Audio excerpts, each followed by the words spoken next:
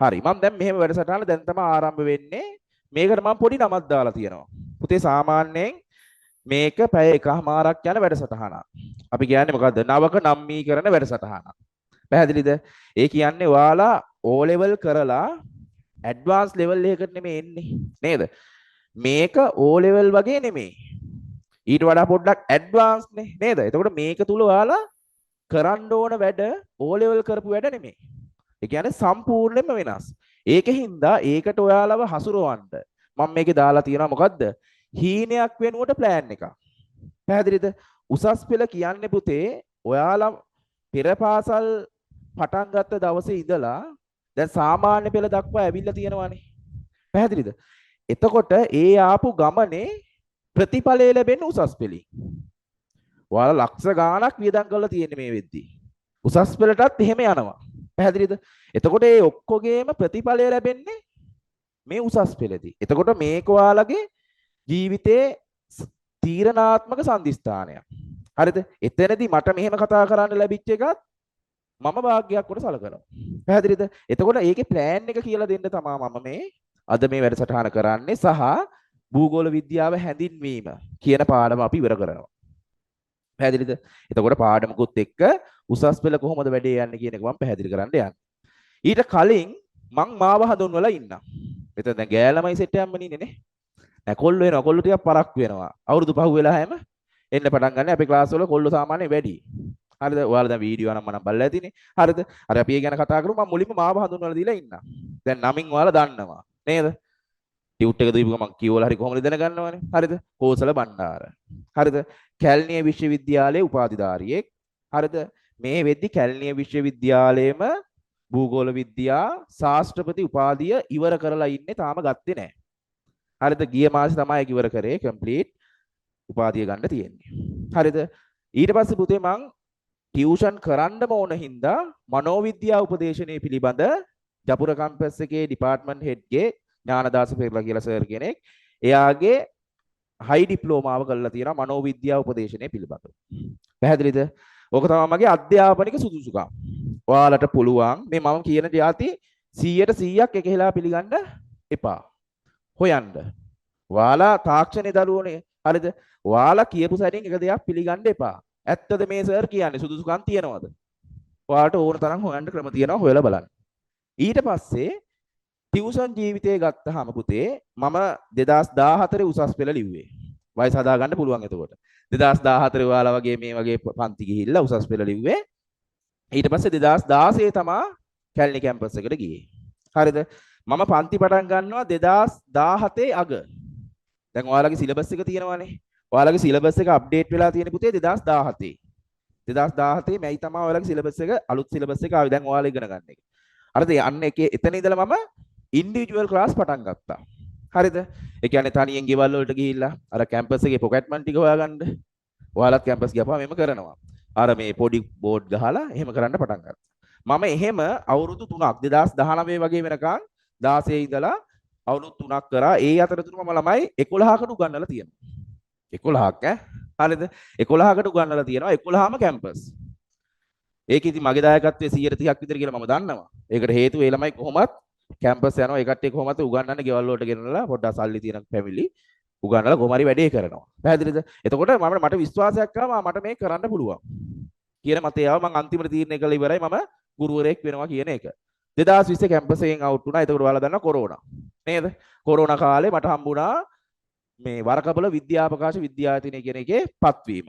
ගුරු පත්වීම හම්බුණා. භූගෝල විද්‍යා ගුරුවරයෙක් විදිහට මම අවුරුද්දක් විතර වැඩ කරා.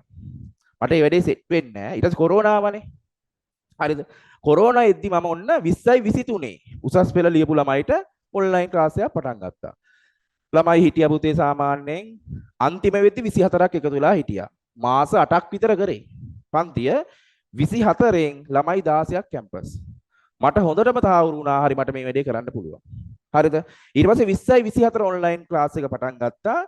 මගේ ඔන්ලයින් එක 24යිනේ හිටියේ. දැන් මුලින්ම මම ඊට පස්සේ 20යි 24 පටන් අරගෙන මට ළමයි සෙට් වුණා 50ක් විතර. දැන් ඒ කට්ටිය තමයි රිසල්ට් එක ලියලා ඉන්නේ. හරිද?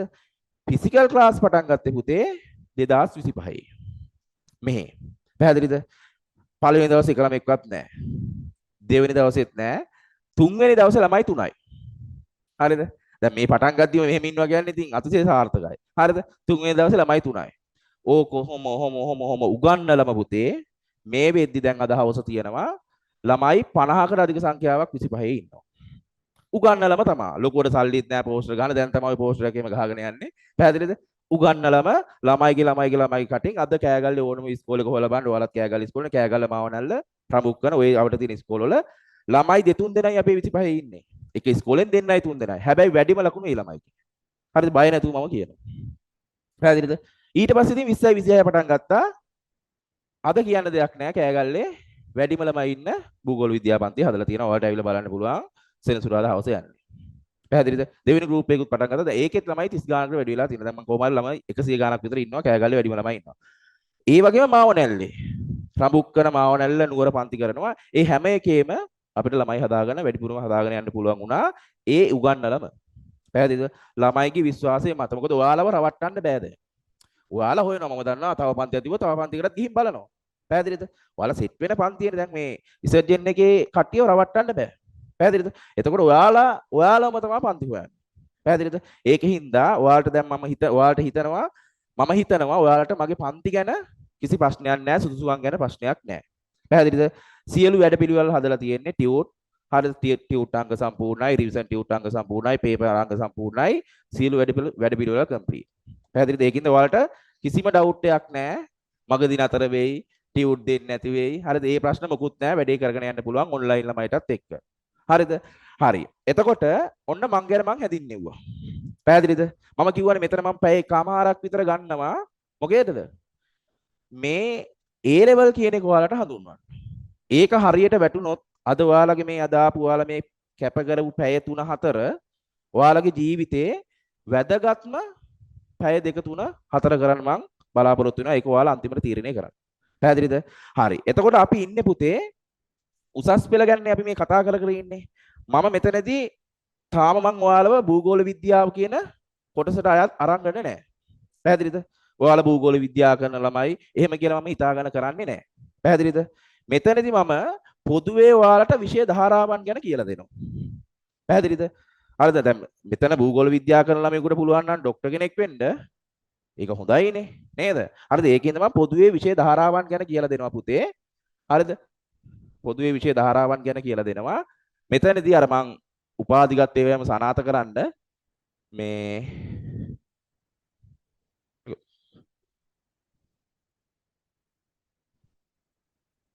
හරිනේ. හරි. මේ ෆොටෝ ටිකක් දාලා තියෙන මේ මාස්ටර් එකේ. හරිද? ඒව වැඩි පෙන්වන්න ඕනේ නැහනේ. හරිද? හරි. මම මෙන්න මෙතෙන්ට යනවා. හරිද? මෙන්න මෙතෙන්ට යනවා ඊට කලින්. හරිද? ඊට කලින් මම යනවා ඔයාලට කියලා දෙන්න ඇයි උසස් පෙළ කරන්න ඕන. පැහැදිලිද? දැන් ඔයාලා මොනවා හරි හේතුවකට උසස් පෙළ කරන්න තීරණය කරලා තියෙනවානේ. නේද? දැන් මම ඔයාලගෙන් ඇහුවොත් ඇයි උසස් පෙළ කරන්නේ? උත්තරයක් දෙන්න පුළුවන්ද? ඈ? උසස් පෙළ කරන්නේ ඇයි කියලා ඇහුවොත් උත්තරයක් දෙන්න පුළුවන්ද? දෙයි උත්තරේ තියෙනවා මේ දැන් අර මේ ඉදිරිපත් කිරීමේ හැකියාවනේ නැත්තේ. නේද? යාළුවට කියන්න කිව්වොත් යාළුවට කියයි. ඇයි මං උසස් පෙළ කරන්නේ? ඔබ කරන හින්දා. නේද? හරිද? නෑ. හරිද? උසස් පෙළ කරන්න හේතු තියෙනවා. හරිද? දැන් සමාජයේ තියෙනවා පුතේ මතවාදයක් ගොඩනගලා නෑ ඉගෙන ගන්න ඕනේ නේද? ඒකට හොඳ කණේ පාරක් ගහුව කවුද? අර වයිල් කුක්බු. හරිද? නැත්තම් සෝෂල් මීඩියා එකේ 180ක් කැම්පේන් යන්නේ මොකද්ද? ඉගෙන ගන්න ඕනේ හරිද? ගොඩ. ඒ වගේ ගන්න යන්නේ නේ. හැබැයි අර මිනිස්සයා ලංකාවේ ආයාට ඊලින් YouTube එකේ නැහැනේ. ඒකින්ද එයාට මොකුත් කාටවත් කියන්නත් බෑ. එයා කිව්වා ඉගෙනීමේ වැදගත්කම. පැහැදිලිද? මම මෙතනදී කියන්නම් ඔයාලා සාම්ප්‍රදායිකව ඉගෙන ගන්න ඇයි කියලා ඇහුවොත් ඔයාලා කියන්නේ ජොබ් එකක් කරන්න. නේද? ආර්ථිකය හදාගන්න. ඒක තමයි ඇත්ත උත්තරේ. පැහැදිලිද? පුතේ ඔයාලා ඉගෙන ගත්තොත් ඔයාලගේ ආර්ථිකය යම්කිසි මට්ටමකට ගොඩනගා ගන්න පුළුවන්. හරිද? ඒක අනිවාර්යයෙන්ම ඔයාලට කරන්න පුළුවන්. ඒ කියන්නේ ඔයාගේ ආර්ථිකය හදා ගන්න පුළුවන් ලේසිම මාර්ගයක් තමයි මොකද්ද? අධ්‍යාපනය කියලා කියන්නේ. පැහැදිලිද? ඒතකොට ඒක හැම පන්තියේදීම කියනවනේ. නේද? ඒක සාම්ප්‍රදායික කරුණක් නේ. නේද? ඒක අපි හැමෝම බලාපොරොත්තු වෙන දෙයක් නේ. ඒකනේ ඔයාලා විෂයන් හොයන්නේ. හරිද? ඒකනේ ඔයාලා ඉසෙඩ්ඩිස්කෝ බලන්නේ. ඒකනේ ඔයාලා රැකියා අවස්ථා තියෙන විෂයන් තෝරගන්නේ. නේද? ඒකනේ ඔයාලා දැන් ජෝග්‍රෆි වගේ විෂයක් තෝරගෙන තියෙන්නේ. ඒක ගැන මම අමුතුවෙන් කියන්න ඕනේ නැහැ. හැබැයි මම කියන්නම් ඔයාලට ඔයාලගේ ජීවිතේ සාර්ථක කරගන්න පුළුවන් එකම ක්‍රමය නෙමෙයි අධ්‍යාපනය. පැහැදිලිද? එකම ක්‍රමය නෙමෙයි. හරිද? දැන් අපි ඔය කිව්වේ සල්ලිනේ අපේ ප්‍රධාන මයින් ඒකකය. සාර්ථකත්වයේ මයිනේ සල්ලි වලින්. නේද? හරිද? එතකොට සල්ලි හොයන එකම ක්‍රමේ අධ්‍යාපනයද? නෑ. ඊට වඩා ලේසි ක්‍රම තියෙනවා. හැබැයි සමාජ විරෝධී. නේද? කසිප්පු ටිකක් පෙරුවා නම් හරිද? හොඳට සල්ලි හොයන්න පුළුවන්. පැහැදිලිද? නෑ පුතේ මෙතනදී සල්ලිම විතරක් නෙමෙයි.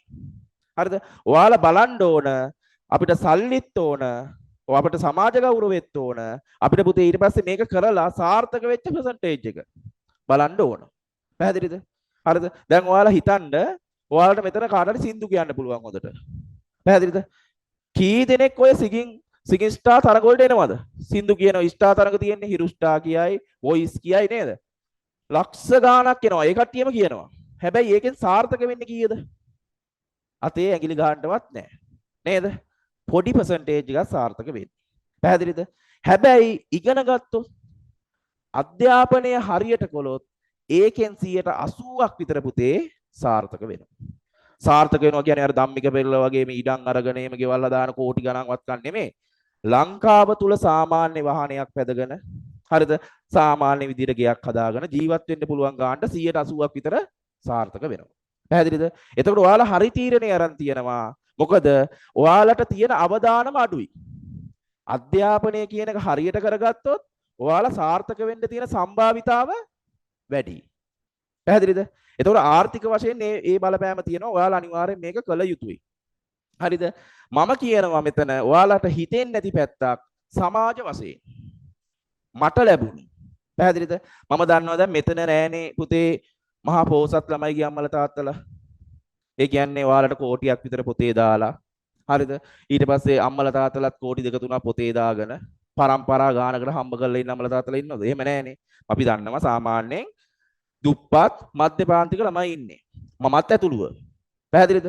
එතකොට අපිට ගොඩ යන්න පුළුවන් එකම මාර්ගයක් තමයි මේ අධ්‍යාපනය කියලා කියන්නේ. පැහැදිලිද?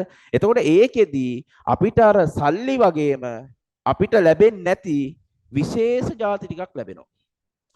එක සමාජ ගෞරවය. හරිද?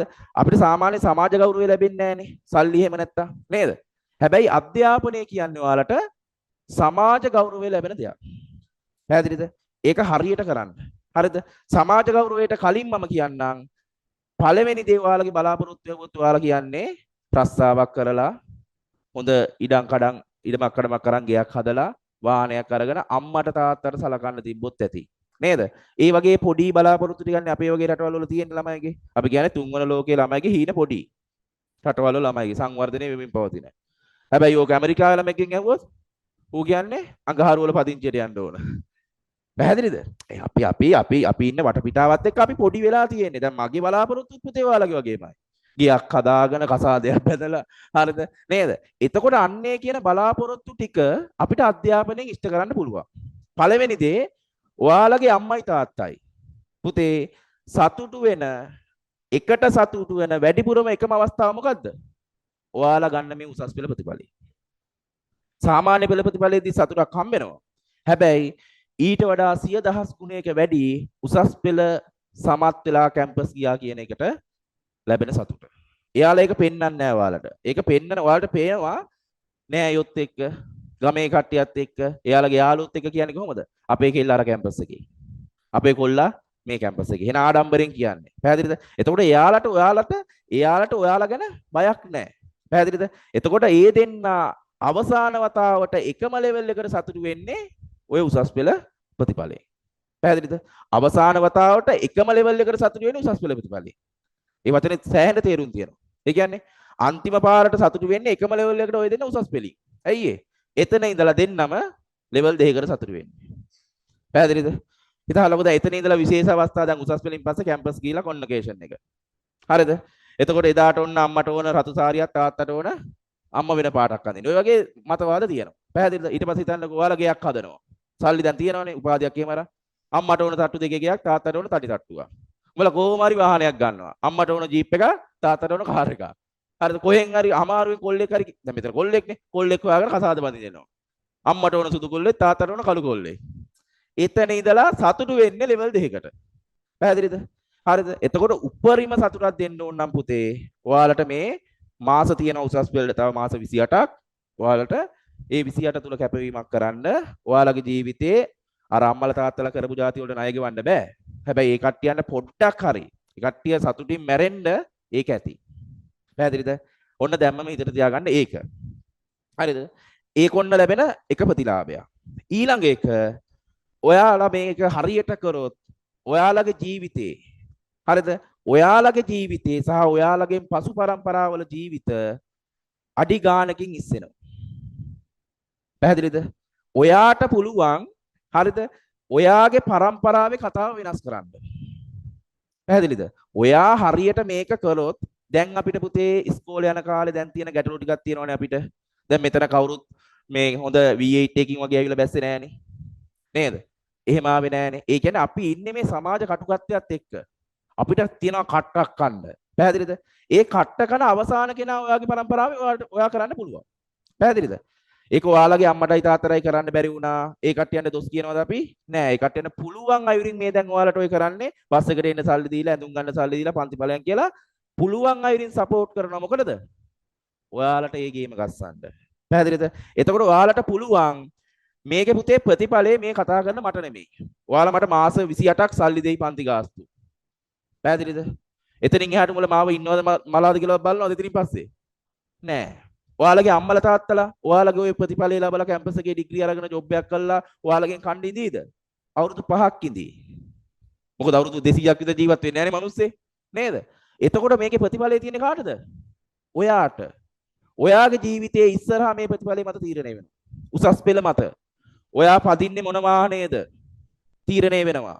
ඔයා උසස් පෙළ පෙළ වුණොත් පයින් යන්න පුළුවන්. ඔයා උසස් පෙළ පාස් වුණොත් බයික් එකකින් යන්න පුළුවන්. ඔයා කැම්පස් ගියොත් කාර් එකකින් යන්න පුළුවන්. පැහැදිලිද? ඔයා ගාන ලිෆ්ට් එක කලම නම් ඔය කෙල්ල ගානවනේ. ඒ වගේ බ්‍රෑන්ඩ් එක අඳින ඇඳුම කසාද බඳින කෙනා තීරණය වෙනවා පුතේ මේ ප්‍රතිඵලෙත් එක්ක. ඔයාලා නෑ කියනවද?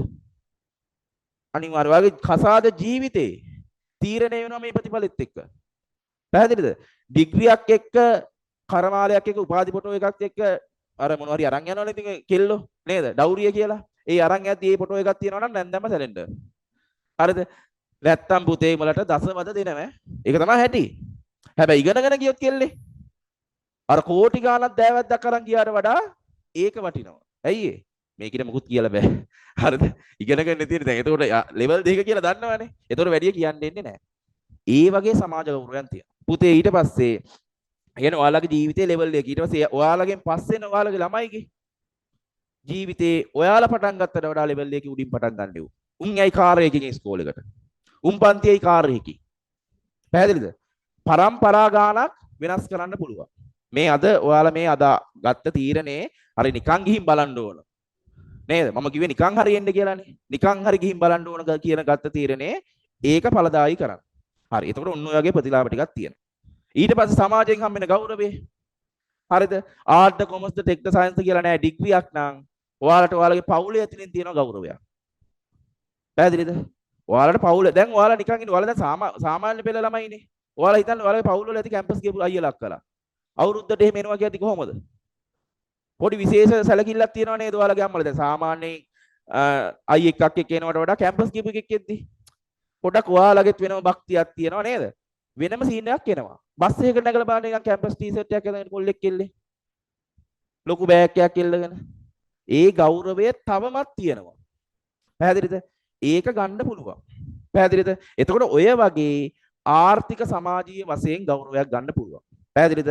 ඔයාලට සාම මේක තේරෙන්නේ නැතුව ඇති. ඔය සමාජ ගෞරවය කියන එක අපිට තාම තේරෙන්නේ නැහැ. අයියේ. අපිට තියෙනවනේ පුතේ අවශ්‍යතාව කියලා කොටසක්. ඔක කියන්නේ මාස්ලෝ. මාස්ලෝ කියනවා මේම අවශ්‍යතාව මෙන්න මේම ත්‍රිකෝණාකාර විදිහට දූරාවලියක් හදලා තියෙනවා. පැහැදිලිද? අපි ඉන්නේ තාම මේ පුතේ මේ පාතමේ ඉන්නේ. අපිට තියෙන අවශ්‍යතාව මොනවද? කන්නේ කොහොමද? බොන්නේ කොහොමද? අඳින්නේ කොහොමද? අපේ අවශ්‍යතාව මූලික අවශ්‍යතාව. පැහැදිලිද? ඔයාලට පුළුවන් අධ්‍යාපනයේ මේ මූලික අවශ්‍යතාව කියන ලෙවල් එක සම්පූර්ණ කරගන්න. ඊට පස්සේ ඔයාලට එන්නේ මොන අවශ්‍යතාවද? සමාජීය අවශ්‍යතාව එනවා. එතකොට ඔයාලට සල්ලි ප්‍රශ්නයක් නැහැ. කන්නේ කොහොමද කියලා ඔයාලා කල්පනා කරන්නේ නැහැ. අදින්නේ කොහොමද කියලා කල්පනා කරන්නේ නැහැ. හැබැයි එතකොට එන්නේ ඔයාලට මොනවද? සමාජ ගෞරවය, ආදරය, ආරක්ෂාව ඕනේ නෝ මිනිස්සුෙකුට. ඒ කියන්නේ දැන් ওই සල්ලි යම් කිසි මට්ටමකට හම්බ කරපු කට්ටිය තියෙන ටිකෙන් කීයක් හරි දීලා සෝෂල් මීඩියා දාලා තෘප්තියක් ලබන්නේ. සමාජ ගෞරවය ලබා ගන්න. පැහැදිලිද? අපිට තාම අරක දැනෙන්නේ නැහැ අයියේ. අපි ඉන්නේ තාම මූලික අවශ්‍යතා සම්පූර්ණ කරගන්න එකේ. ඒක සම්පූර්ණ කරපු ගමන් අපිට අර අවශ්‍යතාව එනවා. සමාජ ගෞරවය ආරක්ෂාව පැහැදිලිද? එහෙම ලෙවල් හැදෙන්නේ. මනස එහෙම තමයි ක්‍රියාත්මක වෙන්නේ. පැහැදිලිද? එතකොට ඔයාලට ඒ සියල්ල සම්පූර්ණ කරන්න පුළුවන් එක අවස්ථාවක් තමයි මොකද්ද? අධ්‍යාපනය කියලා කියන්නේ. සල්ලිත් වන්න පුළුවන් ගෞරවයත් හම්බ වෙනවා. පැහැදිලිද? එතකොට ඒක කැපවිලා කරන්න ඕන. හරිද? හරි. ඊට පස්සේ ගත්තාම උසස් පෙළ කරන එකේ වාසි කිව්වහම හරිද? උසස් පෙළ කරන්න ඕන ඇයි කියලා කියන එක කියද්දි ඔයාලට දැන් ලංකාව තුල ගවර්න්මන්ට් ජොබ් තියෙන්නේ අවම සුසුකම උසස් පෙළ. පැහැදිලිද? ඔයාලා කැම්පස් යන කාලෙක වෙද්දි සමහරට අවම සුසුකම ඩිග්‍රිය වෙන්නත් පුළුවන්. පැහැදිලිද? එතකොට දැන් ඉස්සර කියන්නේ 8 පාස් කියද්දි ලැජ්ජ හිතෙනව නේද? එතකොට O level පාස් එහෙම කියලා කියන්නේ අන්න ඒ වගේ. පැහැදිලිද? දැන් රජයේ ජොබ් නෑ පුතේ උසස් පෙළට. සෝරි සාමාන්‍ය පෙළට. එකක් තියෙනවා මම දන්න තරමින් ඔය තැපැල් සේවයේ පුතේ තියෙන්නේ මේ ඔය පරම්පරාගත ක්‍රමයක්. ඒකෙදි ඔය මේ සාමාන්‍ය පෙළින් යන්න පුළුවන්. එතනින් එහාට දැන් නෑ. උසස් පෙළ කරොත් ඔයාලට තවම තියෙනවා මම මේ ළඟදි ගැසට්ටුන ටිකක් කියන්නේ දුම්රිය ස්ථානාධිපති ඉල්ලන්න පුළුවන් උසස් පෙළේ. ඊට පස්සේ අපි ගත්තාම සහකාර කළමනාකාර ඉල්ලන්න පුළුවන්. පොලිස් SI ඒ වගේ ඒවා දාන්න පුළුවන්. ඊට පස්සේ ග්‍රාම සේවක ළඟදීම ග්‍රාම සේවක පට්ටමත් උසස් පෙළේ නැති වෙනවා. මොකද ඩිග්‍රී ගත්ත ගොඩ කට්ටිය ග්‍රාම සේවක වල ඉන්නවා. පැහැදිලිද? හරිද? එතකොට ඔන්න ඔය වගේ පොඩි රැකියා ප්‍රමාණයක් උසස් පෙළේ තියෙන්නේ. එහෙනම් මොකද කරන්න ඕන? අනිවාර්යයෙන්ම 8 එහා අධ්‍යාපන සුසුකමකට යන්න ඕන. පැහැදිලිද? ඊළඟ එක රට. හරිද? හිතාගෙන නිකන් ජපානය වගේ රටකට යන්න ඕන නම් ජපානය වගේ රටකට යන්න ඕන නම් හරිද? මේ මම මේ නිකන් ඔයාලට පෙන්නන්න දැම්මේ දැන් ඔයාලා විශ්වාස කරන්නේ නැහනේ. හරිද? ජපානය වගේ රටකට යන්න ඕන නම් පුතේ මොකද්ද? මේ රජයේ මගින් මේ ගවර්න්මන්ට් එකේ කරපු ගැසට් එකක් රාජ්‍ය ලාංඡනේ තියෙනවනේ. හරිද? මේකේ තියෙන මොකද්ද? අපස ඌ පෙළ විභාගයේ සදා පෙනී සිටි අය විය යුතුය. පාසල් කාලේ 13ක් සම්පූර්ණ කරන්න ඕන අවුරුදු. ඇයි ජපාන්ට උසස් පෙළ ඉල්ලන්නේ? උසස් පෙළ ඕනේ නැත්තම් වැඩක් නැති එකක් නා. ඕන පුතේ. හරිද? දැන් මං මාස 6ක එක්කෙනෙකුට ගන්නනවා ජර්මන් යන්න යාට උසස් පෙළට. හරිද? ඔයාලා දන්නවද මේ මාසෙට කීයක් ගන්නවද කියලා? 24000ක් ගන්නවා. තනියෙන් උගන්වන්නේ ඔන්ලයින් 24000ක් ගන්නවා. ඇයි ඒ? එයා පරක්කුයි. එයාට මාස 6න් කරන්නත් ඕන. හරිද? මම තනි ළමයෙකුට කැපවෙන්නත් ඕන. පැහැදිලිද? ඉතින් ඔයාලට එහෙම ගන්නවද ඔයාලගේ? නෑ. ඔයාලා මේ අදාළ කාලේ කරන්න. ඒ අවශ්‍ය සුසුකම් සම්පූර්ණ කරන්න. එයා අවුරුදු 10ක් ජොබ් එකක් කරලා හොටෙල් ශේෂ්ඨේ දැන් තමයි රට යන්න ඕනින්ද උසස් පෙළ කරන්නේ. පැහැදිලිද? එතකොට මේ අර කරන්න ඕන කාලේ කරන්න. පැහැදිලිද? හරි. එතකොට උසස් පෙළ කරන්න ඕන ඇයි කියන එක අපි කතා කරා. පැහැදිලිද? හරි. එතකොට උසස් පෙළ කරන්න නම් පුතේ මොකද්ද කරන්න ඕන? ඔයාලා විෂයක් තෝරගන්න එපා. නේද? විෂය ධාරාවන් තියෙනවා. හරිද? විෂය ධාරාවන් කීයක් තියෙනවද පුතේ උසස් පෙළට? උසස් පෙළට විෂය ධාරාවන් කීයක් තියෙනවද? කීයක් තියෙනවද? 4ක් තියෙනවා. පැහැදිලිද? මම මේ බෝඩ් එකේ ලියන්න යන්නේ නැහැ. මම මේකත් එක්කම පෙන්නන්නම්. විද්‍යා, වාණිජ, කලා, තාක්ෂණ. පැහැදිලිද? මම මුලින් ඉඳලා මම කිව්වේ මම ජෝග්‍රෆි කරන ළමයි විදිහට මම ඔයාලා තාම දකින්නේ නැහැ. තව පැය භාගයක් විතර දකින්නවා. පැහැදිලිද? මම දැන් යන්නේ ඔයාලට මේ තීරණය ගන්න ලේසිම කරන්න ඔයාලා කොයි පැත්තටද යන්නේ කියන එක තාම තීරණය කරලා නැති හින්දා. හරිද? විද්‍යා විෂය ධාරාව කොටස් දෙකකට බෙදෙනවා. මොකද්ද? හරිද? ජීව විද්‍යාව, භෞතික විද්‍යාව. එහෙම කියන්නේ අපි කියන්නේ මොකද්ද? සයන්ස් මැත්ස් කියලානේ. නේද? Science maths. ඔයාලා සයන්ස් කරනවා නම් ඔයාලට හොඳ විද්‍යා ගණිත දැනුමක් ඕන. පැහැදිලිද? හරිද? ඔයාලට මේක කරොත් ඔයාලා කරන්න ඕන ජීව විද්‍යාව, රසායනික විද්‍යාව, භෞතික විද්‍යාව කියන විෂයන් තුන. ඔයාලට ඕන නම් භෞතික විද්‍යාව අතහැරලා කෘෂිකර්මය කියන විෂය තෝරගන්න පුළුවන්. හැබැයි ඔයාලට ડોක්ටර් කෙනෙක් වෙන්න ඕන නම් මේ ප්‍රධාන විෂයන් තුන විතරක් කරොත් ඔයාලා ડોක්ටර් කෙනෙක් වෙන්න පුළුවන්. හැබැයි ලේසියෙන් වෙන්න පුළුවන්ද? බෑ. සෑහෙන කට්ටක් කන්න ඕන. උනොත් ගොඩ, පරම්පරා ගානක් ගොඩ. පැහැදිලිද? එතනින් එහාට මේ විෂයන් වලින් විවිධ කෝස් තියෙනවා. ඒක ඔයාලට නිකන් ආසයි නම් ડોක්ටර් කෙනෙක් වගේ වෙන්න. ඉතින් මේක කරන්න. භූගෝල විද්‍යාව කළා ડોක්ටර් කෙනෙක් වෙන්න බෑනේ. පැහැදිලිද? හරි මම එහෙම දැනුමක් දෙන්නේ මෙතනදී. ඊට පස්සේ මැත්ස්. එහෙම නැත්නම් භෞතික විද්‍යාව. භෞතික විද්‍යාව යටතේ විෂයන් කීයක් තියෙනවද? තුනක් තියෙනවා ප්‍රධාන භෞතික විද්‍යාව, සංයුක්ත ගණිතය, රසායනික විද්‍යාව. ඕනනම් ඔයාලට රසායනික විද්‍යාවත් ඇල්ලලා ICT තෝරගන්න පුළුවන්. හැබැයි ඉංජිනේර කෙනෙක් වෙනවා නම් ඔයාලා හරිද මේකේ ප්‍රධානම ජොබ් එක ඉංජිනේර. හරිද? මේ තුන කරන්න ඕන. ඉහළම සුසුකම් ලැබුවොත් ඉංජිනේර කෙනෙක් වෙන්න පුළුවන්. ඊට පස්සේ වාණිජය. හරිද? මේකේ ප්‍රධානතම ජොබ් එක තමයි ගණකාධිකාරවරයෙක් වෙන එක. හරිද? එතකොට ඒකෙදි ඔයාලට ආර්ථික විද්‍යාව ගිණුම් කරන ව්‍යාපාර අධ්‍යයනය කරන්න පුළුවන්. ඕනනම් ඔයාලට ව්‍යාපාර අධ්‍යයනය අතහැරලා භූගෝලය, ඉතිහාසය, කෘෂි විද්‍යාව, සංයුක්ත ගණිතය, භාෂා විෂයන් කරන්න පුළුවන්. ICT කරන්න පුළුවන්. දන්නේ නැනේ කවුරු? නේද? කොමර්ස් කිව්වොත් අර විෂයන් තුන තමයි. නේද? නෑ කරන්න පුළුවන්. කැම්පස් යන්න පුළුවන් කළා. ඉතින් ඒවා ප්‍රොමෝට් කරන්නේ නැහැ. දන්නේ නැහැ. කිසිම නීතියක් දන්නේ නැහැ. ඊට පස්සේ ආර්ට් විෂයන් ගොඩක් තියෙනවා. අපි ඒක වෙනම කතා කරමු. මොකද අපේ එකනේ. හරිද? එතකොට ඔන්න ජෝග්‍රෆි කොමර්ස් එකක් කරන්නත් පුළුවන්. ආර්ට් එකක් කරන්නත් පුළුවන්. ටෙක්. හරිද? ආර්ට් කළා යන්න එහෙම ස්ථිර රැකියාවක් නැද්ද? දැන් අපි කිව්වා සයන්ස් කළා වෛද්‍යවරයෙක්. නේද? මේ මැත්ස් කරොත් ඉංජිනේර කෙනෙක්. ඊට පස්සේ කොමර්ස් කරොත් ගණකාධිකාරවරයෙක්, accountant කෙනෙක්. ඊට පස්සේ ආර්ට් කරොත් නැද්ද එහෙම එකක්?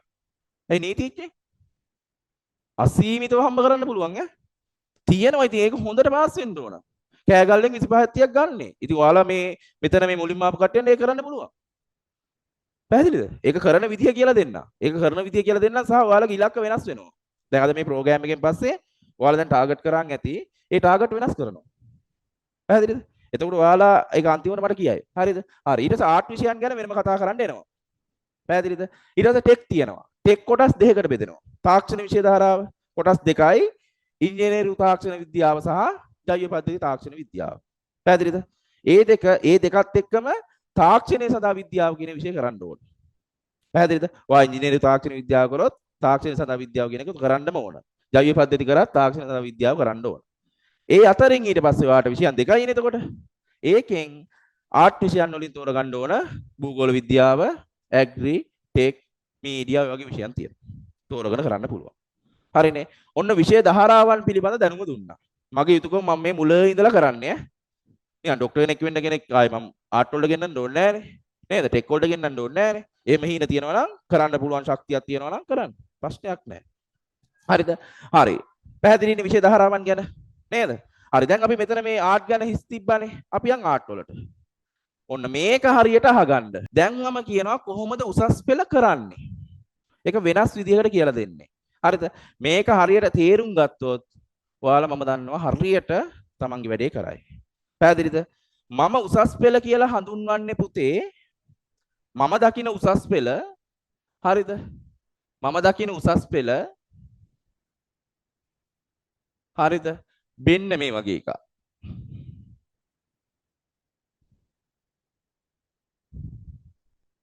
ඔන්න මං උසස් පෙළ දකින විදිය. දැකලා තියෙනවද මේ වගේ පුටු? දැකලා තියෙනවද? ඔය කැෆේ වල අනම්මනම් වල තියෙන්නේ. දැකලා නැහැ කියයි කියලා මම මේකට මේ පොඩි ෆොටෝ එකකුත් දාගෙන ආවේ. දැකලා තියෙනවනේ. දැකලා තියෙනව නේද? මේක දැකලා තියෙනවනේ?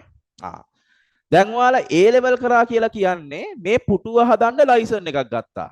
වගේ වැඩක්. පැහැදිලිද? A level pass කියලා කියන්නේ මේ පුටුව හදන්න ඔයා සුදුසුයි. ගවර්න්මන්ට් එකෙන් ලයිසන් එකක් දෙනවා A level කියන පුටුව හදන්න. පැහැදිලිද? හරි. එතකොට මේ පුටුව හදන්න කලින් ඔයාලා බලන්න ඕන ඔයාලා ළඟ තියෙන ආයුධ ටික. පුටු හදන්න ඕන ආයුධ මේ තියෙන්නේ. නියම්. හරිද? ඔය තියෙන එක එකව තියෙනවා.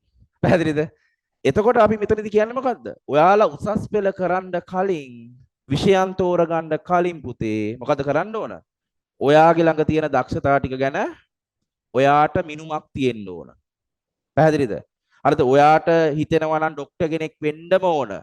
හැබැයි ඔයා ළඟ තියෙන ස්ක්‍රූප් නියනක් විතරයි. වෙන්න බෑ. පැහැදිලිද? වෙන්න බෑ. තමන්ට තමන් ගැන හැකියාව ගැන තමන්ගේ හැකියාව ගැන දක්ෂතා ගැන අවබෝධයක් තියෙන්න ඕන. හරිද? ඒකනේ කියන්නේ කවුද? ඇරිස්ටෝටල් නේද? පළමුව තමා හඳුනා ගන්න පුද්ගලයා පසුව මුළු ලෝකෙම හඳුනා ගනි. ඔයාට බැරි જાති, ඔයාට කරන්න බැරි જાති අල්ලපු ගෙදර අයියා කිව්වා කියලා, මම කිව්වා කියලා, අම්මා කිව්වා කියලා කරන්න පුළුවන්ද? බෑ. පැහැදිලිද? තමන්ට සුදුසු දැන් කොටිම කියනවා මම. හරිද? මම උදාහරණයක් විදිහට ගත්තොත් මම අපේ ගමේ අපේ සෙට් එකේ ඉන්නවනේ අපේ වයස් සෙට් එක. ඒකේ මම ලොකු මීටරයක් නෙමෙයි මැද. ඉස්කෝලෙත් එහෙමයි. කැම්පස් එකෙත් එහෙමයි. පැහැදිලිද? හැබැයි මම මට ගැළපෙන ඒවා හරියට තෝරගත්තා. උසස් පෙරදී නම් අපේ අම්මා දැඩිව කිව්වා. මොකද අපේ අක්කා කොමර්ස් කරලා කැම්පස් අයියට බැරි වුණා. කොමර්ස්. මට කිව්වා උඹ නම් කරන්න එපා. හරිද? මං කියවනවා සාමාන්‍ය පොඩි කාලේ පොත් කියවනවා ආර්ට් කරන්න කියලා මට කිව්වා. අපේ අම්මා ඒක දැනගෙන හිටියා. මමත් හැබැයි ගියේ කොමර්ස් වලට ඉන්ටෝ. හරිද? ඊට පස්සේ මට තේරුණා පස්සේ නිකන් පොඩ්ඩක් වැඩේ අවුල්යි වගේ කියලා මම සේප් එකේ ආර්ට් වලට මාරුවා. පැහැදිලිද? ඒ කියන්නේ දැන් මං එහෙම කරේ නැත්තම් අද මම මෙතන වලට උගන්වන්නේ නැහැ. එහෙනම් එක්කෝ ෆේල් වෙලා ටීවිල් පාක් එක සුවර් ගාමට් එක. හරිද? ඇයි මොකද කියන්න? හේතුව මම මේ උසස් පෙළ කරලා ඉවරන ගම මං මාසෙක වැඩට ගියා. හරිද? ඒ කියන්නේ මං ඒකෙ දිගටම. හරිද? කොහොමද එහෙම කරා. හැබැයි මොකද කරේ? මේ වාසනාවට ආර්ට් කරලා පොඩ දාගත්තා. හැබැයි දැන් මට වඩා ඉහළින් ඉරපු අපේ ගමේ හොඳට ඉගෙන ගත්ත සිස්සත් පාස් මං සිස්සත් ෆේල්. හරිද? සිස්සත් පාස් වුණ කට්ටිය මට වඩා සාමාන්‍ය පෙළ හොඳ රිසල්ට් තියන කට්ටිය ඔහි ඉන්නවා නිකන්. පැහැදිලිද? මං ඒ කට්ටියට වඩා ලෙවල් ගාණක් උඩින් ඉන්නේ දැන්. පැහැදිලිද? ඒ මට ගැළපෙන එක මම තෝරගත්තා හින්දා. පැහැදිලිද? ඔයාලත් එහෙමයි. ඔයාලට තියෙන ආයුධ ගැන හොඳ අවබෝධයක් තියෙන්න ඕන විෂයන් තෝරගනිද්දී. පැහැදිලිද? විෂයන් තෝරගන්නවා කියලා කියන්නේ පුතේ ඔයාලට දැන් ලයිසන් එක තියෙනවනේ O level පාස් වෙලා නේද? මේ පුටුව හදන්න ලී තෝරගන්නවා. පැහැදිලිද? දැන් තාක්ෂණ වාණිජ හරිද සයන්ස් කට්ටියන්ට නම් අවුලක් නැහැ. තෝරගැනීමේ ප්‍රශ්න නැහැ. ඇයි ඒ? පොඩි ලී ප්‍රමාණයයි දාලා තියෙන්නේ. මේ ටික කරපල්ලා. එහෙමනේ තියෙන්නේ. දැන් ඔයාලා ආර්ට් තෝරගෙන ආර්ට් වල තියෙන අර පොලේ වගේ ලී 100ක් විතර දාලා. ඒ කියන්නේ විෂයන් ගොඩයි. පැහැදිලිද? ඔයාලට තෝරගනිද්දී ඒ විෂයන් පිළිබඳ හොඳ අවබෝධයක් තියෙන්න ඕන. පැහැදිලිද? ඔයාලා ළඟ තියෙන්නේ මං කිව්ව අර ඉස්කුරුපුණියනක් වගේ පොඩි ආයුධයක් නා. හැකියාවන් පොඩ්ඩයි නම් තියෙන්නේ. ඔයාලා තෝරගන්න ඕන ඒකෙන් මේ පුටුව හදන්න පුළුවන් විදිහේ විෂයන්. පැහැදිලිද? ඔයාලා ළඟ යම් තාක් දුරට හොඳ පුතේ විෂයන් තියෙනවා නම් ඔයාලා තෝරගන්න හොඳ හැකියාවන් තියෙනවා නම් ආයුධ තියෙනවා නම් ඔයා තෝරගන්න ඕන මොනවද? හොඳ ලී. කළුවල රී තියෙනවා උතන. කාලයක් තියෙනවා හොඳ පෙනුමයි හදපුවාම. හරිද? හොඳ කොස්ලී තියෙනවා බුරුත කියයි හොඳ ලී වර්ග දන්නවානේ. ඒ වගේ හොඳ විෂයන් තියෙනවා. හොඳ ඉස ඩිස්කෝ තියෙන, හොඳ රැකියා අවස්ථා තියෙන, හොඳ උසස් අධ්‍යාපනික අවස්ථා තියෙන හොඳ විෂයන් තියෙනවා. මේ අතර මඤ්ඤොක්කලි නියපොත්තෙන් උනත් කැටයන් කරන්න පුළුවන්. හරිද? මඤ්ඤොක්කලි හරිද ඔය වගේ නිකන් අර මොනවද පුලුංලි ඔය තියෙන එක එක ඒවා හයිය නැතිලි තියෙනවා. ආර්ට් විෂයන් ගොඩේ. පැහැදිලිද? එතකොට මේ විෂයන් තෝරගනිද්දී ආයුධ දිහා බලලා හරියට තෝරගන්න. ඔයාලා හොඳ වටිනා සහිත හොඳ හයිය ලීයක් තෝරගෙන කරොත් ඒ පුටුවේ වටිනාකම වැඩි නැද්ද? වැඩිනේ. කළුව ලීයෙන් හදන පුටුවද වටිනාකම මඤ්ඤොක්ක ලීයෙන් හදන පුටුවේද? කළුව ලීයෙන් හදන පුටුවනේ. හරි. එතකොට ඔයාලට තියෙන්නේ හොඳ ලී වර්ග තුනක් තෝරගන්න. පැහැදිලිද? ඒ කියන්නේ මොකද්ද? තමන්ට කරන්න පුළුවන්, තමන්ට කැටයන් දාන්න පුළුවන් හොඳ විෂයන් තුනක් තෝරගන්න. දැනට එකක් තෝරගන්න තියෙන්නේ. ඒ විෂය ගැන වක්කීමක් තියෙනවා. අනිත් කකුල් දෙකම කැඩුනාත් ඒක තියෙනවා. හරිද?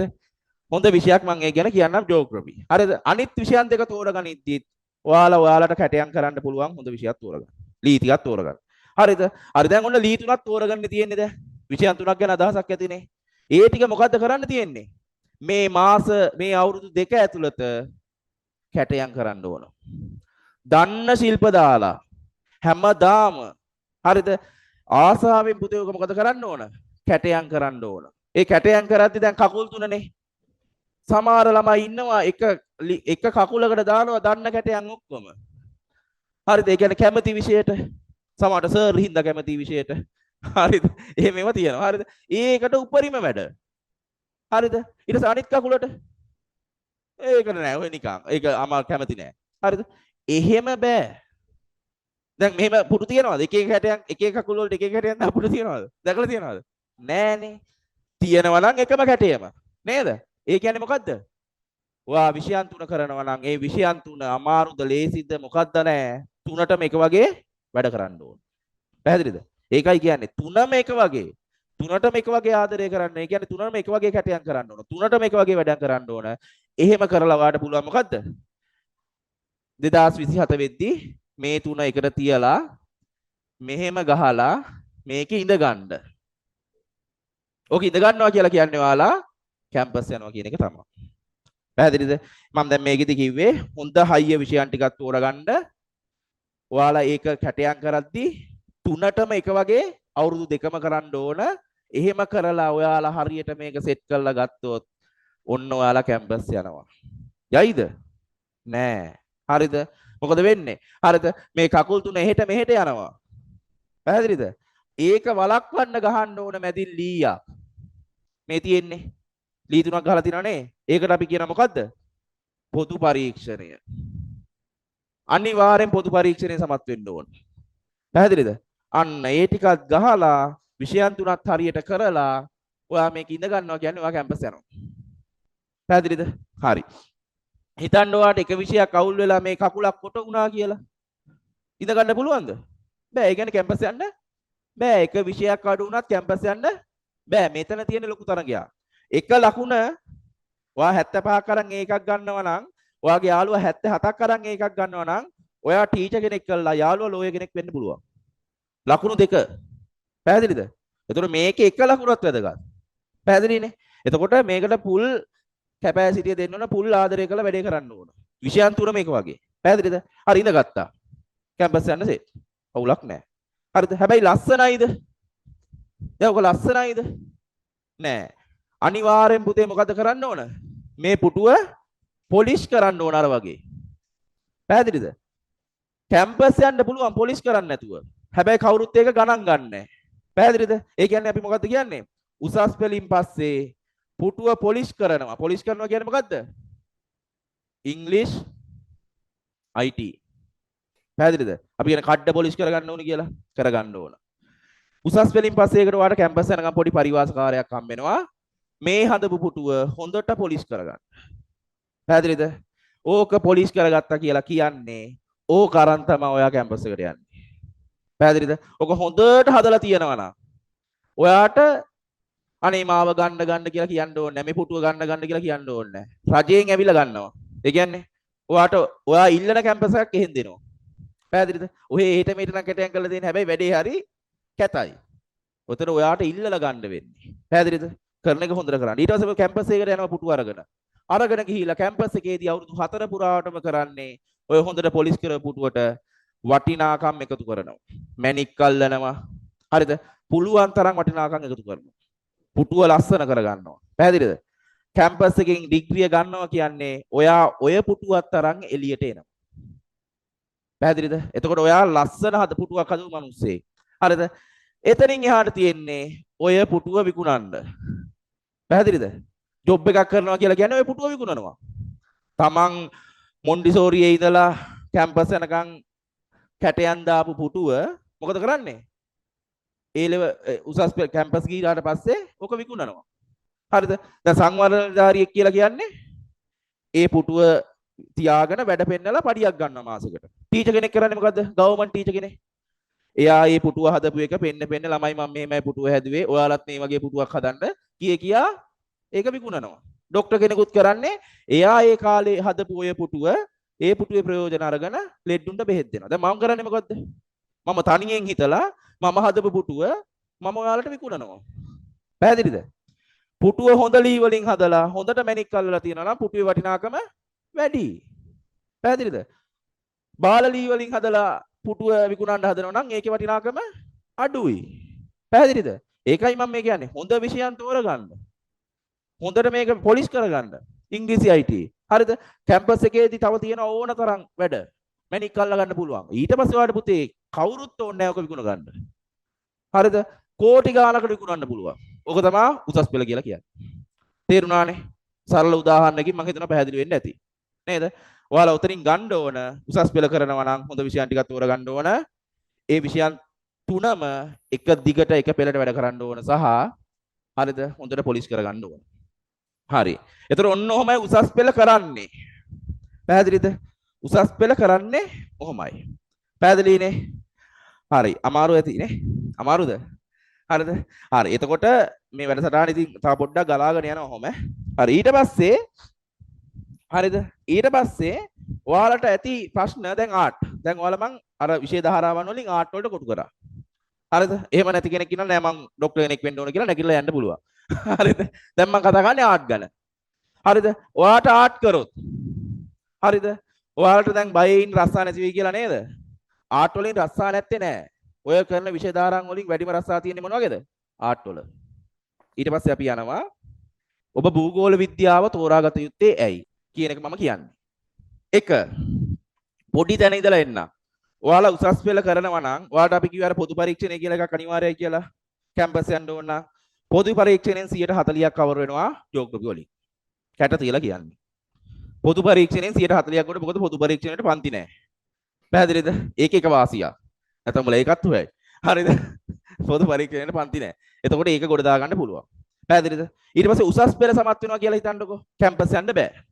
උසස් පෙළින් කරන්න තියෙන ජොබ් ටිකක් තියෙනවානේ. නේද? මං කිව්වේ ග්‍රාම සේවක, දුම්රිය ස්ථානාධිපති, සාකාල කළමනාකාර නේද? ඔය වගේ ඒ වගේ ජොබ් වලට මොනවද තියෙන්නේ? එක්සෑම් එකක් තියෙනවා. ඒ එක්සෑම් එකේ ඉන්නේ මොන වගේන්ද? සාමාන්‍ය දැනුම. ඔව් ඔව්. නිකන් යන්න බෑ. හරිද? සාමාන්‍ය දැනුමෙන් එන්නේ. එතකොට මේ සාමාන්‍ය දැනුම පේපරේ කොට දා ගන්න පුළුවන් ජියෝග්‍රැෆි වලින්.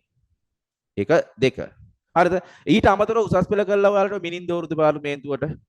හරිද? මැණික් හා සුවර්ණාභරණ.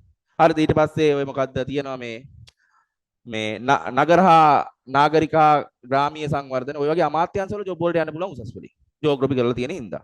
පැහැදිලිද? ඒ වගේ වාසියක් තියෙනවා. හරිද? ඊට පස්සේ ඔයාලා ජියෝග්‍රැෆි කළා ටිකක් හොඳට පාස් වෙනවා. කැම්පස් යන්න බෑ. පැහැදිලිද? ඊට පස්සේ ඔයාලා ගන්න ඔප්ෂන් එක මොකක්ද? ඉගෙන ගන්නවන විද්‍යාපීඨ. විද්‍යාපීඨ 19ක් තියෙනවා. 19ෙම ජියෝග්‍රැෆි තියෙනවා. වාසියක් නෙමේද? හැම විෂයක්ම එහෙම නෑ. 19ෙම තියෙනවා. හරිද? බාහිර උපාධි කරොත් හැම බාහිර උපාධි ආයතනයකම විෂයක් විදියට ජියෝග්‍රැෆි තියෙනවා. වාසියක් නැද්ද? වාසි. එතකොට ඔන්න උසස් පෙළ කැම්පස් යන්න බැරි වුණත් ඔයාලට ජියෝග්‍රැෆි වල තියෙන වාසිය. පැහැදිලිද? එහෙම කියන්නේ අපි කැම්පස් යන්න තමයි try කරන්නේ. මම කියන්නේ අපේ පන්තියට එනවා නම් කැම්පස් යන්න බලාගෙන ඉන්න. එහෙම නැත්නම් එන්නත් එපා. වැඩක් නැහැ. මුලදීම කියන්න එපා. හරිද? අනිවාර්යෙන් ටාගට් එකක් තියාගෙන වැඩ කරන්න ඕන. කෑගල්ලෙන් 500ක් යන්න පුළුවන්. දැන් 20 26 මම 250කට විතර උගන්වනවා. හරිද? ඔයාලගේ 27ට මට 300කට 400කට උගන්වන්න පුළුවන් වෙයි කෑගල්ලේ. එතකොට මට ඒ ඔක්කොම යවන්න තමයි මගේ ටාගට් එක. පැහැදිලිද? හරි. එතකොට කැම්පස් යන්න ඕන. ගියොත් කැම්පස් එකට ගියොත් ඔයාලට තියෙනවා උපාධි. පැහැදිලිද? කැම්පස් එකට යද්දී ඉසඩිස්කෝ එක කියන එක බලපානවා. පැහැදිලිද? ඒක ඔයාලට තාම තේරෙන්නේ නැහැ. මම ඔයාලා ඉගෙනගෙන ඔයාලා පළවෙනි වාර විභාගේ ලියපු ගමන් ඒකේ ප්‍රතිඵල අනුව ඔයාලා ඉන්න තත්ත්වයේ ඉසඩිස්කෝ එක මම හදලා දෙනවා. ඔයාට කරන්න පුළුවන් කෝස් ඔය තත්ත්වයෙන් හිටියොත් කරන්න පුළුවන් කෝස් මම කියලා දෙනවා. 27 ළමයිට දැන් ලබන මාසේ හදනවා. 25 ළමයිට හදලා ඉවරයි. ඉසඩිස්කෝ එක ඔයා ඉන්න තත්ත්වයට හදලා දෙනවා. එතකොට ඔයාට ටාගට් එකක් තියා වැඩ කරන්න පුළුවන් නේ. තව කීයක්ද ලකුණු වැඩි කරගන්න ඕන, ලෝය කෙනෙක් වෙනවා නම් තව කොච්චර යන්න ඕනද? ඒ වගේ අදහසක් ගන්න පුළුවන්. එතකොට ඔයාට කරන්න තියෙන විෂයන් සාමාන්‍යයෙන් පුතේ කලා උපාධියකට යන්න ඕන නම් ඔයාට 1.2කටත් වඩා 2කට වැඩි ඉසඩිස්කෝ එකට යන්න ඕන. පැහැදිලිද? 1.1න් වගේ සෞන්දර්ය යන්න පුළුවන්. සෞන්දර්ය කරලා තියෙනවා නම්. එතනින් එහාට ඔයාලට ඩිග්‍රී අවස්ථා නැහැ. උසස් පෙළ සමත්. හැබැයි කැම්පස් යන්න බෑ. හැබැයි ජියෝග්‍රැෆි කරොත් 0.8 ඉඳලා ඔයාට උපාධියක් ගන්න අවස්ථාවක් තියෙනවා. පළවෙනි එක මම ඒක කියන්නේ. ඉසඩිස්කෝ එක 0.8 ඉඳලා ඔයාට උපාධියක් ගන්න පුළුවන්. හරිද? ඒ වගේම වැඩිම ඉසඩිස්කෝ එකෙන් බලන්නේ ජියෝග්‍රැෆි කෝස් එක. මොකද්ද? ඉසඩිස්කෝ එක 2.1ට වඩා වැඩි වෙන්න ඕන.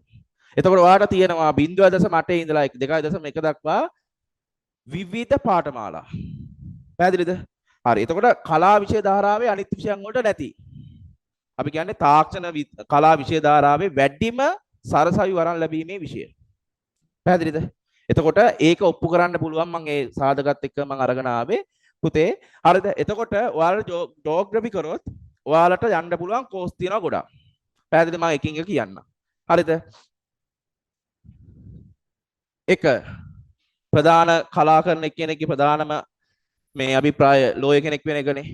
හැබැයි ජියෝග්‍රැෆි කරන කෙනෙක්ගේ ටාගට් එක මම වෙනස් කරනවා. හරිද? ලෝය කියන්නේ අපේ දෙවෙනි ටාගට් එක.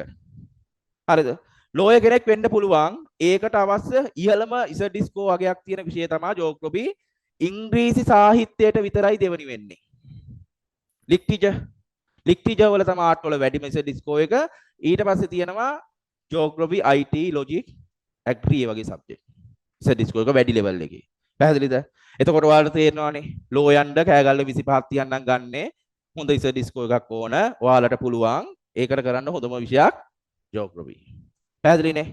හරි. එතකොට ඒ ගැන කතා කරන්න ආයෙ දෙයක් නැහැ. ඊට පස්සේ කලා සාමාන්‍ය. දැන් මම අරන් තියෙන්නේ කලා සාමාන්‍ය උපාධිය. ඒක තමයි ඔය බහුතරයක් ආර්ට් කට්ටිය කරන්නේ. ඒතකොට ඒකට කැම්පස් එකකට ගියොත් ඔයාලට තෝරගන්න ඕන විෂයන්. හැම කැම්පස් එකේම ලංකාවේ ජෝග්‍රෆි ඩිපාර්ට්මන්ට් එකක් තියෙනවා. හරිද? ඒ කියන්නේ සමහර විෂය ධාරාවන් වලට හැදිච්ච කැම්පස් වල නැහැ. පැහැදිලිද? දැන් කොමර්ස් විතරක් තියෙනවා. ඔය තියෙන්නේ NIBM වගේ ඒවා. ඒ වගේ ඉතින් ආර්ට් නැහැනේ. පැහැදිලිද? අනිත් රජයේ හැම කැම්පස් එකකම ජෝග්‍රෆි ඩිපාර්ට්මන්ට් එකක් තියෙනවා. ඒකේ ඔයාලට ජෝග්‍රෆි කරන්න ඕන උසස් පෙළට කැම්පස් එකේ ජෝග්‍රෆි කරන්න. පැහැදිලිද? දැන් මීඩියා වගේ විෂයක් උසස් පෙළට කරත් එකයි නැතත් එකයි කැම්පස් එකේ ගිහින් වට කරන්න පුළුවන්. පැහැදිලිද? හැබැයි ජෝග්‍රෆි නා ජෝග්‍රෆි උසස් පෙළට කළ යුතුමයි කැම්පස් එකේ කරන්න. ජපනුත් එහෙමයි. ලැන්ග්වේජ් එක කරනවා ජපන් උසස් පෙළට කරලා නැත්නම් කැම්පස් එකකින් කරන්න බෑ. හැබැයි කොරියන් චීන උසස් පෙළට ඕනේ නැහැ කැම්පස් එකකින් ගිහින් තෝරගන්න පුළුවන්. පැහැදිලිද? වැලිඩ් එකක් තියෙනවා. ඊට පස්සේ කැම්පස් එකට ගියපු ගමන් ඒ තියෙන ඔයාලට ඩිපාර්ට්මන්ට් එක. ජෝග්‍රෆි ඩිපාර්ට්මන්ට් එක. පැහැදිලිද? එතකොට ඒකේ තියෙනවා පුතේ ජෝග්‍රෆි වලින් කරන්න පුළුවන්. ඒකට සම්බන්ධ දැන් ඔයාලා පාඩම් ගොඩක් ඉගෙන ගන්නවා. ඒ පාඩම් වලට විවිධ ඩිග්‍රී. මම කැලණිය ගැන කියන්නම්. ඔයාලා ඉගෙන ගන්න විෂයන් වලින් කැම්පස් එකේ තියෙන අලුත් විෂයන්. දැන් උසස් පෙළට තියනවාද සංවර්ධන අධ්‍යයනය? නෑ. නෑනේ ඔයාලා නෑනේ. කැම්පස් එකේ තියෙනවා. හැබැයි ඒක කරන්න පුළුවන් ජෝග්‍රෆි කරපු ළමයිට. පුරා විද්‍යාව. ඊට පස්සේ මොකද්ද අපි ගත්තාම මේ INTS මොකද ජාත්‍යන්තර සම්බන්ධතා අධ්‍යයනය. හරිද? ඊට පස්සේ සංචාරක සම්පත් කළමනාකරණය. ඊට පස්සේ ගත්තාම ආයෙ ගත්තාම මොනවද? මතක දෙන්නෙත් නැහැ. හරිද? ඊට පස්සේ මේ වාස්තු විද්‍යාව. පැහැදිලිද? ඔය වගේ වෙනම විෂයන් තියෙනවා භූගෝල විද්‍යාවට සම්බන්ධ. භූගෝල විද්‍යාවත් එක. ඒතර ඔයාලට ගොඩක් විෂයන් තෝරගන්න හැකියාවක් තියෙනවා ජෝග්‍රෆි කරොත්. කැම්පස් වල. තව එක එක කැම්පස් වල තව අලුත් විෂයන් තියෙනවා. මම කැලණිය ගැන දන්නේ නැහැ. මම කැලණිය ගැන කිව්වේ. පැහැදිලිද? ඒතර විෂයන් ගොඩක් තියෙනවා. අනිත් විෂයන් වලට එහෙම තියෙනවද? නෑ උදාහරණයක් විදිහට සිංහල ගන්නකො. වෙන කෝස් තියෙනවද? සිංහල තමයි. පැහැදිලිද? ඒ පැහැදිලිනේ. හරිද? අනිත් විෂයන් ඕන එකක් ගැන හිතන්න මට නම් කියන්න බෑ. ඔයාලා ඒතර තීරණ වෙනස් කරනවා. දැන් සිංහල ගන්න හිටපු මම මෙතන සිංහල ගත්තේ සිංහල එපා කියලා නෙමෙයි කිව්වේ. මම කියන්නේ අර අවස්ථාවක්. පැහැදිලිද? හරිද? එතකොට අවස්ථාවන් වැඩි. එක එක. ඊට පස්සේ අනිත් කිසිදු විෂයකට නැති කැම්පස් කෝස් ටිකක් තියෙනවා. මෙන්න මේ ටික. හරිද? මම මේ පැත්තේ ඉඳලා යවන්න ටට්ටක් ගාලා ආගන්තුක සත්කාර ව්‍යාපාර හා සිද්ධි කළමනාකරණය ඌව වෙල්ලස්ස ජියෝග්‍රැෆි කරලා තියෙන්න ඕන. පහසුකම් කළමනාකරණය මොරටුව ෆැසිලිටි මැනේජ්මන්ට් ජියෝග්‍රැෆි කරලා තියෙන්න ඕන. මෙව්වට යන්න පොඩි එක්සෑම් එකක් තියෙනවා ජියෝග්‍රැෆි කරලා තියෙන්න ඕන. මම ගැසට් පෙන්නන්නම් ඈ. ඔක්කොම ලෑස්ති වෙලා ආවේ. උඹලා බොරු කියලා කියනවා නම් මෙන්න ගැසට් එක. හරිද? ඊට පස්සේ මෙන්න දැන් ගෑලමයින ගොඩක් ඉන්නේ. මේක 0.8න් වගේ යන්න පුළුවන්. නෑ 1.0 ගණන් වගේ. නිර්මාණ වේදිය තමයි 0.8න් වගේ යන්න පුළුවන්.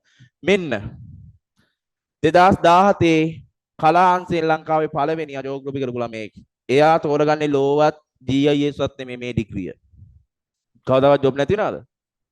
ඇඳුම් නැති වෙලා ගියාන්කෝ. ඒ කාලේ නූලක් විතරක් දාගෙන ඉන්නවා කියන්නකෝ. ඒක ඩිසයින් කරන්නේත් මුන්. පැහැදිලිද? දැන් එන්නේ නැලුම් කොට වෙනවනේ. ඒ කොට කරන්නේත් ඉතින් මුන් තමයි. අර මොඩ්ලින් නෙමෙයි මේ ඈ. අනේ අම්බේ අපේ අම්මා කැමති නැහැ විලාසිතා නිර්මාණය. අර ඇවිදිනේව නෙමෙයි ඔහම. ඒව නෙමෙයි. ඒ ඇවිදින කට්ටියන්ට ඇඳුම් හදන කට්ටිය. පැහැදිලිද? ඒතකොට ඔයාලට යන්න පුළුවන් ලොකු ශේෂ්ත්‍රයක්. මේවා නැති වෙනවද කවදාවත්? නෑ. හරිද? වෙන්න රැකියා. ඊට පස්සේ මේක යන්න පුළුවන් මොකද්ද? මේකට යන්න පුළුවන් ජෝග්‍රෆි විතරයි ඈ. අනිත් විෂයන් කරලා ඔයාලට ආර්ට් වලට යන්න බෑ. මම පෙන්නන්න ගැසට්. පැහැදිලිද? චිත්‍ර ගන්නවා. චිත්‍ර කරන ළමයි ගන්නවා. පැහැදිලිද? ජෝග්‍රෆි චිත්‍රය විතරයි මේකට තියෙන සුදුසුකම. හරිද? ඊට පස්සේ භූමිනි ආමේ මම කිව්වේ ලෑන්ඩ්ස්කේප් ආකිටෙක්චර්. කවදාවත් හරිද ඔයාලගේ මේ රැකියාව නැති වෙන විෂයක් නෙමෙයි. මොරටු කැම්පස් එකේ. ජෝග්‍රෆි සුදුසුකම. පැහැදිලිද? ඔයාලා ආර්ට් වල ජෝග්‍රෆි කරන එක තමයි සුදුසුකම. මම ඔයාලට මේව පෙන්නන්න. ඊට පස්සේ වාස්තු විද්‍යාව ජෝග්‍රෆි. හරිද? ඊට පස්සේ නගර හා ග්‍රාම නිර්මාණය ජෝග්‍රෆි. ඔන්න චරිත දිසානායක සර් රෙකමන්ඩ් කරන මේ ඩිග්‍රිය ආර්ට් කරන ළමයි ආර්ට් කරලා යන්න බෑ කියනවනම් මෙන්න මේ කියන්නේ කියලා චරිත සර් කියනවා එයා කෙමිස්ට්‍රි කරන්නේ. පැහැදිලිද? එයාගේ යාළුවෙක් ඉන්නවා කොහෙද තායිලන්තේද කොහෙද ඒ සියලු ඩිසයිනින් කරන්නේ මේ කට්ටිය. කවදාවත් නගර හැදෙන්නේ නැති වෙයිද? අහස උඩ නගර හැදුවත් ඩිසයින් කරන්නේ ඔයාලා මේක කරොත්. පැහැදිලිද? එතකොට ඒකට යන්න තියෙන සුදුසුකම මොකද්ද? ජෝග්‍රෆි. පැහැදිලිද? ඊට පස්සේ මැනුම් විද්‍යාව ඒවා ඉතින් කතා කරන්න දෙයක් නැහැ නේ භූගෝල විද්‍යාවත් එක්කමනේ තියෙන්නේ. ඊට පස්සේ ප්‍රමාණ සමීක්ෂණ මොරටුවේ මම ඔයාලට මේ කැම්පස් පොත දාන්නම්. ඊට පස්සේ පරිගණක හා කළමනාකරණය මේක ICT ඒවත් එක්කනුත් යන්න පුළුවන්. මේකේ මම කිව්වේ නිර්මාණ වේදයේ ඩිසයිනි. චිත්‍රයි ජෝග්‍රෆි තමයි ආර්ට් විෂය ධාරාවෙන් තියෙන්නේ 0.8 ඉඳලා යන්න පුළුවන්. ටෙස්ට් එකක් තියෙනවා පාස් වුණොත් ගොඩ මගේ ළමෙක් ඉන්නවා මේ සැරේ. හරිද? ඊට පස්සේ සංචාරක හා ආගන්තුක සත්කාර කළමනාකරණය. මේකේ කෝස් ගොඩක් තියෙනවා එක එක කැම්පස් වල. උසස් පෙළට සංචාරක කර්මාන්ත ගැන ඉගෙන ගන්නේ ඔයාලා විතරයි. පැහැදිලිද? ලංකාවේ රැකියා 15 රැකියා 11ක්ම සංචාරක කර්මාන්තයේ සමග ඍජු හා වක්‍රව සම්බන්ධයි. පැහැදිලිද? ඍජු හෝ වක්‍රව සම්බන්ධයි සෑම රැකියා 15න් 11. ඒක ගැන ඉගෙන ගන්නේ කවුද? ඔයාලා. ඉතින් ඩිග්‍රිය දෙන්නේ ඔයාලට. පැහැදිලිද? උසස් පෙළේදී පොඩ්ඩක් හරි කරලා තියෙන්නේ ඔයාලා. 13 වසරක අඛණ්ඩ අධ්‍යාපනයට දාලා තියෙන ඔන්න ටුවරිසම් කියන විෂය. ඒ ඇරෙන්න කරන්නේ ඔයාලා. ඊට පස්සේ මෙන්න මේක. පළවෙනි එක දැන් ඔන්න ටාගට් එක ඔයාලගේ හදනවා. ලෝ කියන එක අඩුයි. ලෝ කියන එක අපේ ළමයිගේ දෙවෙනි ප්ලෑන් එක. මේක තමයි පළවෙනි එක. මේක ඔයා හරියට කරා කියන්නේ කැපවීමෙන් මෙන්න මේ වගේ ඉස ඩිස්කෝ එකකට වැඩි යන්න ඕන. ලෝ වලටත් වැඩි. කියන්නේ සාමාන්‍යයෙන් හැම විෂයකටම 87කට වැඩිය වගේ ගන්න ඕන. ලකුණු. බෑ කියලා හිතන්න එපා. පුළුවන්. හරිද? මේකට යන්න පුළුවන් නම් ඔයාලට ආර්ට් කරත් ඔයාලට හම්බෙන්නේ මොන ඩිග්‍රියක්ද? සයන්ස් ඩිග්‍රියක්. දැන් ආර්ට් අයට හම්බෙන්නේ BA ඩිග්‍රියක්. Bachelor of Art. BSc ඩිග්‍රියක් ගන්න පුළුවන් Bachelor of Science. අපෝ මේකේ ආර්ට් නේද කරේ?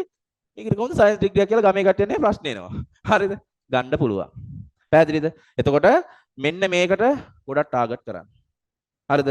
භූගෝලීය තොරතුරු විද්‍යාව 2017 පටන් ගත්තේ පේරාදෙණිය කැම්පස් එකේ විතරයි තියෙන්නේ. ළමයි 50ක් විතර ගන්නවා තාම. හරිද? එතකොට ඒකේ පළවෙනි බැච් එකේ 4 දෙනෙක් NASA එකේ. හොයලා බලන්න බොරුණා. හරිද? 8 දෙනෙකුට ලක්ෂ 25කට වඩා වැඩි පඩියේ කට්ටියන්ගේ 8 දෙනෙක් වෙයිඩෝ කියන මේ පද්ධතියට වැඩ කරනවා ලංකාවේ ලක්ෂ 7කට වැඩි පඩි. හොඳ ඉතින් කැපවීමක් තියෙන්න ඕන මේකට යන්න නම්. එතකොට ඔන්න ලෝ කියන එක යටට ආවා ජෝග්‍රෆි කරන ළමයිගේ පළවෙනි ටාගට් එක වෙන්න ඕන මේක. ඒක බැරි වුණොත් අරක තියෙනවනේ යට. අය මොකද ඒක අයින් වෙන්නේ? හරිද? ඒකින්ද මේකට ටාගට් කරන්න. පැහැදිලිද? පුළුවන් පුතේ. පුළුවන් ඔයාලට කරන්න පුළුවන්. ඔයාලා වෙද්දී සමහරට 150ක් ගනි. කැලණියෙත් හැදෙනවා GIS ඩිපාර්ට්මන්ට් එක. හැදෙමින් ඉන්නකොට නැගිල්ල ජපුරේ කොහොමත් හැදිලා තියෙන්නේ. ඒක ඩිග්‍රියට වැටෙයි. එතකොට 150 200කට chance එක එයි. පැහැදිලිද? එතකොට ඔයාලට පුළුවන්. ඔන්න ටාගට් වෙනස් වුණා ඈ. ඊට පස්සේ මේව කරන්න පුළුවන් පොදුවේ ආර්ට් විෂයන් එක්ක මේව කරන්න පුළුවන්. හරිද? මම කියවනේ ගැසට් ටිකක් පෙන්නන්නම් කියලා. හරිද? මේ තියෙන්නේ තොරතුරු තාක්ෂණ කළමනාකරණය. බලන්න තියෙන විෂයන් ටික ඉල්ලලා තියෙන. උසස් ගණිතය, සංයුක්ත ගණිතය, ගිණුම්කරණය, ආර්ථික විද්‍යාව, භූගෝල විද්‍යාව තියෙනවා. හරිද? ඔය එක ගැසට් එකක්. පැහැදිලිද? මේකේ වෙන නෑනේ. ඔය එක ගැසට් එකක්. ඊට පස්සේ තියෙනවා තව එකක් මම පෙන්නන්න මේ කැම්පස් එකේ ගැසට් ඈ. මේ තියෙන්නේ වාස්තු විද්‍යාව උපාධි පාඨමාලාවට. කවුද මොනවද ඉල්ලන්නේ? උසස් ගණිතය, සංයුක්ත ගණිතය, චිත්‍රයි, ජෝග්‍රෆි විතරයි තියෙන්නේ. මේ ඔක්කොම සයන්ස් මැත් විෂයන් ඈ. පැහැදිලිද? ඒ අතර ඔයාලත් ඉන්නවා. මොකක් කරපින්දද? භූගෝල විද්‍යාව කරපින්ද. මේ තියෙන ගැසට් එකක් මේ. පැහැදිලිද? ඊට පස්සේ මේ භූමි නිර්මාණ වේදය. හරිද? භූගෝල විද්‍යාව ඒ ටික. මේ මම ගැසට් දෙක තුනක් දාන් ආවේ ඔයාලට පෙන්නන්න. පැහැදිලිද? කැම්පස් පොත දාන්නම් ඒ ටික බලන්න. ඊට පස්සේ හරිද? තව තියෙන මේකේ තියෙන විශේෂතා කිව්වොත් මේක පැරණි විෂයක්. හරිද? ලංකාව තුල පැරණි විෂයක් වීමේ වැදගත්කම තියෙනවා. මොකද්ද? ගැසට් වල රැකියා ඉල්ලුම් කරද්දී බොහෝ දුරට ජෝග්‍රෆි කියන විෂය තියෙනවා. පැහැදිලිද? ලෝකෙම මේක විද්‍යා විෂයක්, ස්වභාවික විද්‍යාව කියන විෂය කාණ්ඩයට අයිති වෙන්නේ. පැහැදිලිද? එතකොට ජාත්‍යන්තර විෂයක්. ඒ කියන්නේ ඔයාලා මෙහෙදි ලංකාවේදී ඉගෙන ගන්න තියරි කරුණු ආයි ලෝකෙදි වෙන රටකදී වෙනස් වෙනවද? වෙනස් වෙන්නේ නැහැ. අනිත් විෂයන් එහෙම තමයි. අනිත් විෂයන් මෙහෙට ගැලපෙන්න හදලා තියෙන වෙනස් වෙනවා. හැබැයි ජෝග්‍රෆි එහෙම නැහැ. පැහැදිලිද? ඒතකොට ජපානයේ වගේ යන්නේ බලාපොරොත්තුවක් තියෙනවා නම් ජෝග්‍රෆි අතිශය වැදගත් විෂයක් ඈ. හරි ඊට පස්සේ මේක පැරණි වගේම අප්ඩේට් වෙනවා. මොකද්ද වෙන්නේ? අප්ඩේට් වෙනවා. දැන් අපි ওই සිතියම් ගැන එහෙම ඉගෙන ගනිද්දි පුතේ දැන් Google Map එකේ එහෙම ආවේ 2000 සාමාන්‍යයෙන් අපිට භාවිතයට සාමාන්‍ය භාවිතයට ආවේ 2010 15 වගේ අතර. ඔයාලා සිලබස් එකේ ඒක ගැන ඉගෙන ගන්නවා. Google Map හැදෙන්නේ කොහොමද? චන්ද්‍රිකා තාක්ෂණය කොහොමද? චන්ද්‍රිකා තාක්ෂණය කොහොමද? හරිද? ඒ ටික ඒවා අපිට භූගෝල විද්‍යාව කරන එකේ වැදගත්කම් විදිහට ගන්න පුළුවන්. ඒතකොට මේක අප්ඩේට්ම විෂයක් ඈ. ජෝග්‍රෆි කියන්නේ පරණම විෂයක්. හැබැයි අප්ඩේට්. ජෝග්‍රෆි කියන විෂය කරනවා කියපු ගමන් සමාජයේ තියෙන මතය තමයි අමාරුයි. කියනව නේද? භූගෝල විද්‍යාව නම් අමාරුයි. එහෙම කියලා තමයි කියන්නේ. නරකයි කියලා කියනවද? නෑ. ඉසඩිස්කෝ අඩුයි කියනවද? නෑ. රස්සා නෑ කියනවද? නෑ. කියන්නේ මොකද්ද? භූගෝල විද්‍යාව අමාරුයි. ඇයි ඒ? එහෙම කියන්න හේතුවක් තියෙනවා. ජෝග්‍රෆි කියන්නේ පුතේ ලෝකේ ස්වභාවික විද්‍යාව විෂය කාණ්ඩයට අයිති වෙන නැචරල් සයන්ස්. හරිද? අපේ රටට ওই ජෝග්‍රෆි කියන විෂය ආවේ වාණිජ්‍ය විෂය ධාරාවේ. ඔයාලගේ අම්මලා එහෙම සමාට කරලා ඇති. විෂයන් හතරක් ඒ කාලේ උසස් පෙළට කරන්න ඕන. ඒකේ හතරවෙනි විෂය තමයි ජෝග්‍රෆි. මෙහි ගෙනත් දාපු ගමන් පුතේ කරන එක ෆේල්. හරිද? සමාජීය වෛරයක් ඇති වුණා භූගෝල විද්‍යාව සම්බන්ධව. ඇයි ඒ? අමාරුයි. පරම්පරාවෙන් පරම්පරාවට ආවා. ඒක හින්දාම අදටත් භූගෝල විද්‍යා ගුරුවරු නැහැ. ඔයාලගේ ඉස්කෝලවල බලන්න එක්ක ඉතිහාසය කෙනෙක් අර වෙන ඩිග්‍රියක් කරපු කෙනෙක් තමයි ජෝග්‍රෆි උගන්වන්නේ. ඇයි ඒ? පුතේ 2014 වෙනකන් ජෝග්‍රෆි හරියට කරේ නෑ කවුරුත්. පාස් වෙන්නේ නෑ. අයියේ අමාරුයි සබ්ජෙක්ට් එක. ඕක ගැන හිතලා භූගෝල විද්‍යාවේ සිලබස් එක හදන ලෙක්චර්ස්ලා ලොකු කරුණු ප්‍රමාණයක් අඩු කරා. 2017 අප්ඩේට් එක විෂය නිර්දේශය පුතේ කිසිම අමාරුවක් නැහැ. පැහැදිලිද? ඒක හින්දා මම කියනවා මගේ පන්තියේන ළමයිට ඔයාලා කිසිම වැඩක් කරේ නැතත් මම කියන වැඩ ටික කරන්න ඕනේ මගේ පන්තියේ නවනම්. ඒ වැඩ ටික මම කියන්න. ඒ ටික කරොත් මම වග කියනවා ඔයාලට C1කට. පැහැදිලිද? ඔයාලා පාඩම් කරන්නේ නැහැ. පන්තියේ මම දෙන වැඩ ටික විතරයි කරන්නේ. ඒක කරන්නේ නැතුව පන්තියෙන්න බෑ අපේ. හරිද? කෙලින්ම මම දැන් අදටත් කියනවා දැන් ওই 25 ළමයි දෙන්නෙකුට කියලා තියෙන පන්තියෙන් එපා කියලා ගෙදරටත් කෝල් කරලා කිව්වා. ඒවල වැඩක් නැහැ මම ෆේල් වෙනවා කියලා. ඒත් එනවා. පැහැදිලිද? ඒතර මගේ වගකීම නිදහස්නේ. හරිද? මම එහෙම කියනවා ඩිරෙක්ට්. හරිද? එතකොට ඔයාලට මම කියපු වැඩ කරන්න පුළුවන් නම් මම ඔයාලව C1කට ගෙනින් දානවා. හරිද? මම ඒකයි මාස දෙකක් ආයතනෙන් කිව්වා මාස දෙකක් ෆ්‍රී කරන්න පුළුවන් නම් කරන්න. ළමයි ටික ආට ළමයි වැඩි එන්නේ නැහනේ. මම කිව්වා හා අවුලක් නැහැ. ඇයි මට සුවර්මාව. මට සුවර්මාව ඔයාලට මට ටියුට් දීලා මට එහෙම කරන්න දැන් ආර්ථික හැකියාවකුත් තියෙනවා කිසි ප්‍රශ්නයක් නැහැ. පැහැදිලිද? ඒතර මට ඔයාලට මේ මාස දෙක කරද්දී ඔයාලට සෙට් නම් සෙට් නැත්නම් පන්තියෙන් යන්න පුළුවන් කිසි ප්‍රශ්නයක් නැහැ. ඔයාලගේ ජීවිතේනේ මේක නේද? මට දෙන රුපියල් 2500 වගේ නෙමේ ඔයාලගේ ජීවිතේ ඔයාලට හොඳට බලන්න පුළුවන්. පැහැදිලිද? එතකොට ඔයාලට මම C1ක් ඔයාලා මගේ පන්ති දිගටම ආවොත් මුල ඉඳලා අග වෙනකම් මම C1ක් අරන් දෙනවා. ඔන්ලයින් ෆිසිකල් දෙකවලටම කියන්නේ. ඔයාලට C1ක් ආවේ නැහැ කියන්නකො මොනවා හරි හේතුවකින්. පැහැදිලිද? 28 ළමයි එක්ක ඔයාලට මම නොමිලේ උගන්වනවා. ලියලා තියාගන්න. රෙකෝඩින් එකකුත් තියෙයි YouTube එකේ. හරිද? නොමිලේ උගන්වනවා. එතකොට මං හිතනවා ඔයාලට මං ගැන විශ්වාසයක් තියෙනවා. පැහැදිලිද? එතකොට ඔයාලා වැඩ කළොත් ඔයාලට ඒකට යනවා කියන එක ගේමක් නැහැ. ඔන්න ඒක පළවෙනි දේ. හරිද? අපේ පන්තියට එන්න ඕන පළවෙනි දේ. දෙක ඔයාලට හිතන්න අපි මේ ඉගෙන ගන්න යන අතරතුරදී මම නැති වුණා කියලා මැරෙනවා. දැන් කියන්න බෑනේ. දැන් ඔය ඊපෙරේ ධර්මයේ අපිත් එක මේ කැම්පස් වල හිටපු ළමෙක් දැන් පාර්ලිමේන්තු ගියානේ කෝසල නුවා. අන්න හෘදයාබාධයක් කරලා මැරලා. දන්නවද? JVP එකෙන් පාර්ලිමේන්තු ගියේ කෑගල්ලේ රුවන්වැල්ලේ මැරිලා. පැහැදිලිද? ඉතින් කියන්න බෑ. හරිද? මට හෙට heart attack එකක් ඇවිල්ලා මම මැරෙන්න පුළුවන්. පැහැදිලිද? ඔයාලට බය වෙන්න දෙයක් නැහැ. ඔයාලට නිබන්ධන ටික PDF සමග පහුගිය අවුරුද්දේ කරපු රෙකෝඩින් ඔයාලට හම්බ වෙනවා.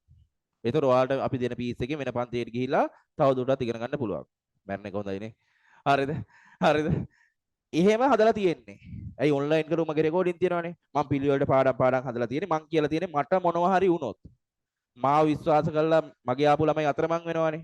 ඒතකොට ඒ කට්ටියන්ට අනිවාර්යෙන් නිබන්ධන ටික PDF විදිහට ලබා දෙන්න print කරලා දෙන්න බෑනේ. හරිද? PDF විදිහට group වලට දාලා දාන්න මං එනතු වැඩක් නැහැ. ඉතින් එව්වා. හරිද? රෙකෝඩින් ටික ඔක්කොම YouTube එකේ free දාලා දාන්න. එතකොට එහෙම ගැරන්ටියක් ඔයාලට තියෙනවා. මැරුණත් බය වෙන්න දෙයක් නැහැ. හරිද? හරිද? ඊට පස්සේ හරිද? අපේ පන්තියේ නිබන්ධනත් එක්ක තමයි යන්නේ. ඒ කියන්නේ ඔයාලා ගෙවන පන්ති ගාස්තුවට ආයේ පොත්පත් කිසිවක් ගන්න ඕනේ නැහැ. පැහැදිලිද? මේ තියෙන ඔයාලා නිබන්ධන ටික මම කලිනුත් ඔයාලට බලන්න දුන්නා. නිබන්ධන සියල්ල හරි මේ ටිකක් මේ ගෙනත් තියෙන්නේ. ඒතර මේ ටික බලන්න. නිබන්ධනයේ ක්වොලිටිය බලන්න ඔක්කොම බලන්න අතින් අතට යවලා බලන්න. එක්සෑම් එක පවා උසස් පෙළ වගේම තමයි කරන්නේ. පැහැදිලිද? මේ වගේ කොළ දීලා පේපර් එක දීලා ඔක්කොම එක්සෑම් එක මේ ළමෙක් ලියපු පේපර් එක මම ගන්න විදිහ තියෙන්නේ. හරිද? හරිද? එතකොට මේ වගේ කොළ වල දීලා මේ 26 ළමෙක් දීපු පේපරයක්. මේ ලියලා තියෙන්නේ හොඳට. හරිද? මේ වගේ කොළ වල දීලා ස්ටෑන්ඩඩ් එකක් ඇතුව කරන්නේ. හරිද? ඔයාලා විශ්වාස කරන්න 20යි 26 ළමයිට මේ වෙද්දි එක්සෑම් 3ක් තියලා ඉවරයි. කොමන් එකකුත් තිබ්බා ළමයි 200ක් විතර මේ හෝල් එකට දාලා ලොකු හෝල් එකට දාලා. වීඩියෝ බලන්න වීඩියෝ ඇති. හරිද? කෑගල්ලේ ළමයි 200ක් විතර දාලා කොමන් එක්සෑම් එකකුත් තිබ්බා. තාම කවුරුත් කළා නැහැ. ඉස්කෝලේවත් තාම එක්සෑම් එකක් ලියලා නැහැ. පැහැදිලිද? 26 ළමයි. අපි මේ ඔක්කොම වැඩ පිළිවෙලට කරනවා. වැඩසටහනක් තියෙනවා. පැහැදිලිද? ඊට පස්සේ ඔය හැම ටියුට් එකකම දැන් ඔයාලට ඔය දීලා තියෙන පොඩි ටියුට් එක ඔය හැම ටියුට් එකකම පුතේ පසුගිය විභාග ප්‍රශ්න අපි තියරි පන්තියේදීම කරනවා. පැහැදිලිද? පසුගිය විභාග ප්‍රශ්න ටික ඒ පාඩමට අදාළ 2019 ඉඳලා 20 24 වෙනකන් ආපු කෙටි ප්‍රශ්න ටික රචනා ප්‍රශ්න ටික ඔය හැම ටියුට් එකේම පිටිපස්සේ තියෙනවා. පැහැදිලිද? සාමාන්‍යයෙන් එව්ව කරන්නේ රිවිෂන් පන්ති වල. පැහැදිලිද? පසුගිය විභාග ප්‍රශ්න කරන්නේ පේපර් ක්ලාස් හැටියට හරි රිවිෂන් විදියට හරි. හැබැයි අපි තියරි එකේදීම කරනවා. හැම පාඩමක් අවසානයේදීම මාක් ස්කීම් එක්ක ඒව සාකච්ඡා කරනවා. පැහැදිලිද? බලන්න බොරු නම් ඔය හැම ටියුට් එකේම පිටිපස්සේ පෙරලා බලන්න. ඔයාලගේ ඕකෙත් ඇති ප්‍රශ්න දෙකක් විතර ආපු. පැහැදිලිද? එතකොට ඒව කරන්න ඕන ඔයාලා. සහ මම බලනවා. පැහැදිලිද? එතකොට ඔය ටියුට් යවන්න බලන්න අන්තිමට මෙතනින් ඉවල තියන්න. හරිද? එතකොට ඒ ටික මෙව කරගන්න පුළුවන්. පැහැදිලිද? හරි. එතකොට පිළිවෙලක් තියනවා කියලා පේනවනේ. හැම ටියුට් එකටම අදාළ පසුගිය විභාග ප්‍රශ්න ටික කරනවා. ඊට පස්සේ පුතේ හැම ටියුට් එකකම පිටිපස්සේ ලෝක සිතියමක් දාලා තියෙනවා. හරිද? මේ පාඩමට අදාළ සිතියම් එවලෙම ලකුණු කරනවා. පැහැදිලිද? එහෙම වැඩක් තියෙනවා. එතකොට ඔය ටියුට් එක කියන්නේ ඔයාලට ඒ පාඩමෙන් ආයෙ කරන්න දෙයක් නැහැ. පැහැදිලිද? ඒ ටියුට් එක කරාට පස්සේ ඔයාලට වෙනම වැඩ ටිකක් තියෙනවා. අපේ concept ටිකක්. ඒක මම ලබන සතියේ පැහැදිලි කරන්නේ. පාඩම කරාට පස්සේ weekly map ගහන්න ඕන. පැහැදිලිද? ඒ පාඩමට අදාළ weekly map එක ගහන්න ඕන. එතකොට ඒක ගහන්න හැටි කියලා දෙනවා. හැමෝම හැම සතියෙම weekly map එක ගෙනල්ලා පෙන්නන්න ඕන. මාස 3ක් විතර මම බලනවා පෞද්ගලිකව. ට්‍රැක් එකට වැටෙනාට පස්සේ ඔයාලා වැඩේ යනවා. හරිද? ඒක. ඊට පස්සේ හැම ටියුට් එකේම ස්මාර්ට් මැප් එක ගහන්න ඕන ටියුට් එක ඉවර වුණාට පස්සේ. පැහැදිලිද? එතකොට ඔයාලට තියරි ක්ලාස් එකෙන්ම අපේ මේ ක්ලාස් එක තුල ෆුල් ටියුට් එකක් හැදෙනවා. මැප් ටික මාක් වෙනවා. හරිද? පාස් පේපර් කළා ඉවරයි. වීක්ලි මැප් එකක් හැදෙනවා. Smart map short map note එකක් හැදෙනවා. පැහැදිලිද? එතකොට ආයෙ ඔයාලට අමුතුවෙන් වැඩ කරන්න දෙයක් නැහැ. පැහැදිලිද? 25ටත් කරනවා. දැන් හිතන්න පුළුවන් සර් ඌව මේ ප්‍රායෝගිකව මේ පැය දෙක ඇතුලේ කරන්න පුළුවන්ද? පැය දෙකමාර වෙන්න පුළුවන්. හරිද? පන්ති ගාස්තු වැඩි වෙනවද? නැහැ. දැන් මුලදී ඉඳන් පැය දෙකක් කරන්න දැන් මම 25 ළමයට පැය දෙකමාරක්. දෙකමාර පහ. කැපකිරීමක් කරන්න වෙනවනේ නේද? එහෙම කරලා කරනවා. හරිද? 24 ඔන්ලයින් ළමයිට ඒක කරා. 25 දැන් පිසිකල් ළමයිට 175ක් කරලා ඉවරයි. 26 ළමයිට 125ක් විතර කරමින් යන්නේ. එතකොට සුවර් එකක් තියෙනවනේ ඔයාලට මං ගැන කරනවා. ආයේ ඒක ගැන කතා දෙකක් නැහැ. ඔයාලත් මාත් එක්ක දුවන්න ලෑස්ති වෙන්න ඕන. හරිද? දුවන්න කියන්නේ පන්තියෙන් එළියෙන් නෙමෙයි. මේ වැඩේ කරගෙන යන ලෑස්ති වෙන්න ඕන. පැහැදිලිද? මෙහෙම ක්‍රමයක් තියෙනවා. පැහැදිලිද? හරි. එතකොට ඔයාලට ඒ වගේ රක්ෂණාවරණයත් එක්ක වැඩ පිළිවෙලක් තියෙනවා. ඊට පස්සේ සර්ප්‍රයිස් එක්සෑම් කියලා concept එකක් තියෙනවා. ඒක දැන් පොඩ්ඩක් වෙනස් කරා. ඒක හොරකම් කරා. ගුරුවරු දෙතුන් දෙනෙක් ඒක කරන්න පටන් ගත්තා. දැන් මම ඒක වෙනස් කළා. ඒකත් කරනවා. තව එක්සෑම් වර්ගයක් මම හදනවා. ඒක මම පස්සේ කියන්නම්. සර්ප්‍රයිස් එක්සෑම් එකේදී වෙන්නේ හැම පාඩමක් අවසානයේදීම වගේ අවසානයේදීත් කියන්න බෑ මැදදී වගේ මට හිතෙනවා නම් 20 27 ළමයිට මේක ටාගට් වෙයි කියලා. ඔයාලා දන්නෙත් නෑ. ඔයාලා තියරි පන්තියට ආවම පේපර් එකක් ලියන්න වෙනවා. හරදරයක් තමයි කරන්න දෙයක් නෑ. බෑ කියනවා. හැම පන්තියක කොච්චර පාඩම් කරලා හිටියත් උන් කියන්නේ බෑ කියලා. මම තියනවා. පැහැදිලිද? ඒ කියන්නේ මොකද්ද? හැම වෙලේම සූදානමින් ඉන්න ඕන. සර්ප්‍රයිස් එක්සෑම් තියෙනවා. ඊට පස්සේ ඔය පාඩම් දෙකකට තුනකට සැරයක් අමාරු තැන් ඕපන් බුක් එක්සෑම් එකක් තියෙනවා. පේපර් එකක් දීලා පොත පෙරලලා උත්තර ලියන්න දෙනවා. ඒක හොඳයිනේ. හරිද? ඒකක් තියෙනවා සහ වාර විභාග 4ක් තියෙනවා. ගවර්න්මන්ට් එකෙන් 6ක් තියන්න ඕන. අපිට එච්චර කාලයක් නැහැ. නිමාඩු දවස් අල්ලලා වාර විභාග 4ක් තියෙනවා.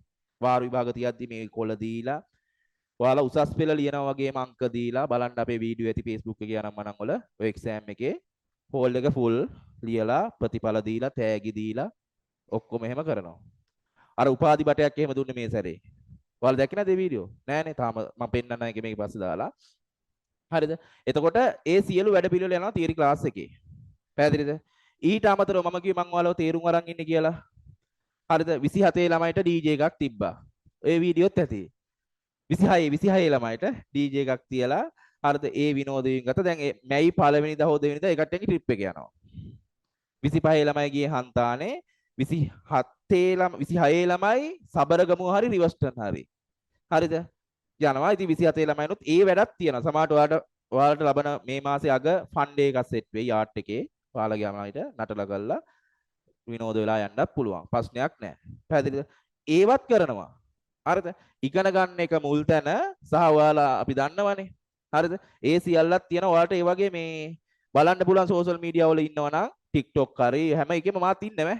හරිද? ඒ හැම එකෙම ඉන්නවා. හරිද? කෝසල බණ්ඩාර කියලා ගහලා බලන්න. එතකොට මේ වගේ වීඩියෝ තියෙන ඕන තරම්. හරිද? 100 200 k ගියපුවා තියෙනවා. එතකොට ඒවා බලලා අපේ පන්ති ගැන කොහොමද යන්නේ කියලා ඉගෙන ගන්න. සහ අපේ පන්තියේ බොහොම සරලව ඔයාලට ඉන්න පුළුවන්. පහසුවෙන් ඉන්න පුළුවන්. බය වෙන්න දෙයක් නැහැ. ඈනුමක් යන්න આવොත් යවන්න. හිර කරගෙන ඉන්න එපා කඳුළු පෙරාගෙන. හරිද? පාඩුවේ ඉන්න පුළුවන්. ඒ කියන්නේ ෂේප් එකේ ඉගෙන ගන්න පුළුවන්. කිසියම් නීති නැහැ. පැහැදිලිද? හරිද? නීති වැටෙනවා ඔයාලා කරන වැරදි අනුව. හරිද? තාම මොකුත් නීති නැහැ 27 ළමයිට. නීති වැටෙන්නේ ඒ හැසිරීම අනුව නීති වැටෙනවා. හැබැයි පහසුවෙන් සරලව hina වෙලා ඉගෙන ගන්න පුළුවන්. හරිද? හරි. එතකොට ඔන්න ඔය ටික තමයි අපේ පන්තියේ වෙන්නේ. පැහැදිලිද? හරි නේද? හරි. එහෙනම් දැන් අපි පාඩමට යන්න කලින් අන්තිම දැනුවත් කිරීම ඔයාලට මෙන්න මේ කියන ගුණාංග ටික තියෙන්න ඕන මගේ පන්ති එනවා නම්. මොනවද? සාමාන්‍ය පෙළ ගණන් වලට 100 එකක් එක්ක. හරිද? අනිවාර්යෙන් 26යි 9යි 9ම සමත් වෙලා තියෙන්න ඕන. නැති වෙයිද? එහෙමද? නෑ. හරිද? ඔයාට සාමාන්‍ය පෙළට ඒ 9ක් ආවත් මට වැඩක් නෑ. ඒක සාමාන්‍ය පෙළ. පැහැදිලිද? ඔයා ගන්නේ 6යි 3ද ඒකත් මට අදාළ නෑ. ඒ කියන්නේ මට ඔයාලගේ සාමාන්‍ය පෙළ රිසල්ට්වත් ඔයාලගේ යන ඉස්කෝලේවත් ඔයාලගේ අම්මා තාත්තා කරන්නේ මොනවවත් මට ඒ අදාළ නෑ. මට ඔක්කොම මෙතනදී එකයි. පැහැදිලිද? දැන් මගේ පන්ති 26 පන්තියට එනවා මේ ටැගල්ලේ හොඳ ප්‍රසිද්ධ සර්ලගේ ළමයි. එතනින්ම මම හිතාගෙන ඉන්නේ හරි මම වැඩේ. ටියුෂන් සර් කෙනෙක්ගේ සර්ලගේ ළමයි එන්නේ නැතුව ඉන්නේ නැහනේ. දැන් ක්ලාස් එකට එවන්නේ නැහනේ. දැන් වෙන ආයතනවල මගේ එනවා. හරිද? එතන මම කියලා තියන්නේ මට අදාළ නැහැ. මගේ යාළුවන්ගේ අක්කලාගේ මල්ලිලාගේ ළමයි එනවා අදාළ නැහැ. හැමෝම එකයි. එතකොට මෙතනදී රිසාර්ට්වත් මට අදාළ නැහැ. හරිද? එතකොට ඔයාලට තියෙන්න ඕන જાති ටිකක් තියෙනවා. ඒක පරම්පරාවෙන් පරම්පරාවට එන්නේ නැහැ. ඒක ඥාන වලින් එන්නේ නැහැ. ඔයාලගේ හිත ඇතුලෙන් ඔයාලට හදා ගන්න ඕන. පැහැදිලිද? එක අවංකකම. අවංක නම් වෙන්නම ඕන. ඒ කියන්නේ මට අවංක වෙන්න ඕනේ නැහැ. Tamanට. හරිද? Tamanගේ ජොබ් එකට අවංක වෙන්න. මම පැහැදිලිව වෛරී කරන කාරණාවක් තමයි මේ Tamanගේ ජොබ් එක හරියට කරන්නේ නැති මිනිස්සු. මට පේන්න බෑ. පැහැදිලිද? ඒක ගෝඨාභයගේ ඉඳලා තෙල් සෙට් එකේ තෙල් ගහන්න නැති එක දක්වා වළංගුයි. Tamanට ජොබ් එකක් පැවරලා තියෙනවා නම් ඒක අතු ගන්න එක වුණත් කමක් නැහැ. ඒක වගකීමක්. පැහැදිලිද? ඒක හරියට ඉෂ්ට කරන්නේ නැති හින්දා තමයි පුතේ අපේ රට මේ තත්ත්වේ තියෙන්නේ. ජනාධිපතිට තියෙනවා වෙනම ජොබ් එකක්. පැහැදිලිද? ඔයාලට මේ කාලෙදි මේ අවුරුදු දෙකේදී හම්බෙන ජොබ් එක මොකද්ද? උසස් පෙළ පුතේ. පැහැදිලිද? ඒ ලෙවල් තමයි ඔයාලට මේ අවුරුදු දෙකේ තියෙන ජොබ් එක. හරිද? එතකොට ඔයාලා මේ ජොබ් එකට අවංක වෙන්න ඕන. මං කිව්වේ මට අවංක නෙමෙයි අම්මට තාත්තට අවංක නෙමෙයි තමන්ට අවංක වෙන්න. තමන්ට මේකට උත්සාහයට කැපවීමක් තියෙනවා නම් අවංකයි නම් ඔයාට ඒ ගුණාංග ඕන. මේක පරම්පරාවෙන් පරම්පරාවට එන්නේ නැහැ. පැහැදිලිද? මේක පරම්පරාවෙන් පරම්පරාවට එන්නේ නැහැ. තමන්ගේ හිත ඇතුලෙන් හදා ගන්න ඕන දෙයක්. තමන්ට අවංක වෙන්න. සමහර වුන් පාඩම් කරනවා කියලා අම්මා ඇදි ටක් ගාලා ෆෝන් එක ඔබ විදලා පොත ගන්නවා. නේද? අවංක නැහැ. ඒතර එහෙම ළමයි රැවටෙනවා. දැන් ඔයාලා එහෙම තමයි මම දන්නවා. ඒකින්දනේ කියන්නේ අවංක වෙන්න ඕන මෙතනදී. පුතේ එහෙම වුණ නැත්නම් අර අපේ රටට දැන් කෙල වෙලා තියෙනවා අපි ඉන්න මේ තත්ත්වෙට ප්‍රධාන හේතුවක් තමයි ජොබ් එකට අවංක නැති එක. ජනාධිපති වුණ ගමන් ජොබ් එක අමතකයි. පැහැදිලිද? පක්ෂයක් බදා ගන්නවා. පිස්සු කෙලිනවා. හරිද? එතන ඉඳලා පොඩි තැනට මොකද වෙලා තියෙන්නේ? තමන්ගේ ජොබ් එක තේරුම් ගන්න නැහැ. ඉතින් ඔයාලට මේ වෙලාවේ තියෙන්නේ ඔයාලට ජොබ් එකක් කිව්වහම මතක් වෙන්නේ අර සල්ලි පඩියක් මාසේ අන්තිමට එන එකනේ. නෑ වැඩේ. මේ වෙලාවේ කරන්න තියෙන වැඩේ තමයි උසස් පෙළ. ඒකට අවංක වෙන්න. ඒ ජොබ් එකට අවංක වෙන්න. අතරමැදදී එයි ලව් එයි සමාජ ප්‍රශ්න එයි ඒ එකක්වත් මේකට ගාව ගන්න එපා. හරිද? දෙක උනන්දුව. උනන්දුව අනිවාර්යයෙන්ම තියෙන්න ඕන. පැහැදිලිද? උනන්දුවිය අනිවාර්යයෙන්ම තිබිය යුතුයි. කරුණු හොයන්න විස්තර කරන්න අර මං කිව්වේ දැන් ටාගට් හදාගත්තානේ.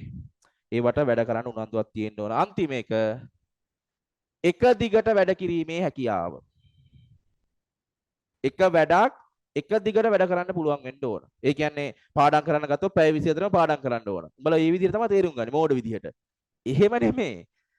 දවසක් දැන් අද දැන් මේකෙන් ඔයාලට යම් කිසි දෙයක් අරගෙන ඔයාලා හිතනවා හරි මම වැඩේ කරනවා කියලා හිතාගෙන ගිහිල්ලා කාමරේ මස් කරන්න පටන් ගන්නවා. හරිද? අස් කරලා වැඩේ කරන්න පටන් ගත්තට පස්සේ ආයේ කැවුමක් දෙයක් බඩට වැටෙද්දි හරිද? අවුරුදු එහෙම වෙලා ඔය රටාව නැති වෙනවා. පැහැදිලි? එහෙම වෙන්න බෑ. උසස් පෙළදී එහෙම බෑ. දවසට පැයක් පාඩම් කරනවා නම් හැමදාම නොකරවා පැය පාඩම් කරන්න ඕන. අන්න එහෙම තියනවා නම් ඔයාලට මේ ගේම ගහන්න පුළුවන්. ඒ ගුණාංග ටික හදාගෙන කැවුම් එහෙමත් කාලා හොඳට අවුරුද්ද සමරන්න මේ අවුරුද්දේ. මොකද ඊළඟ අවුරුද්ද එක භයානකයි. හරිද?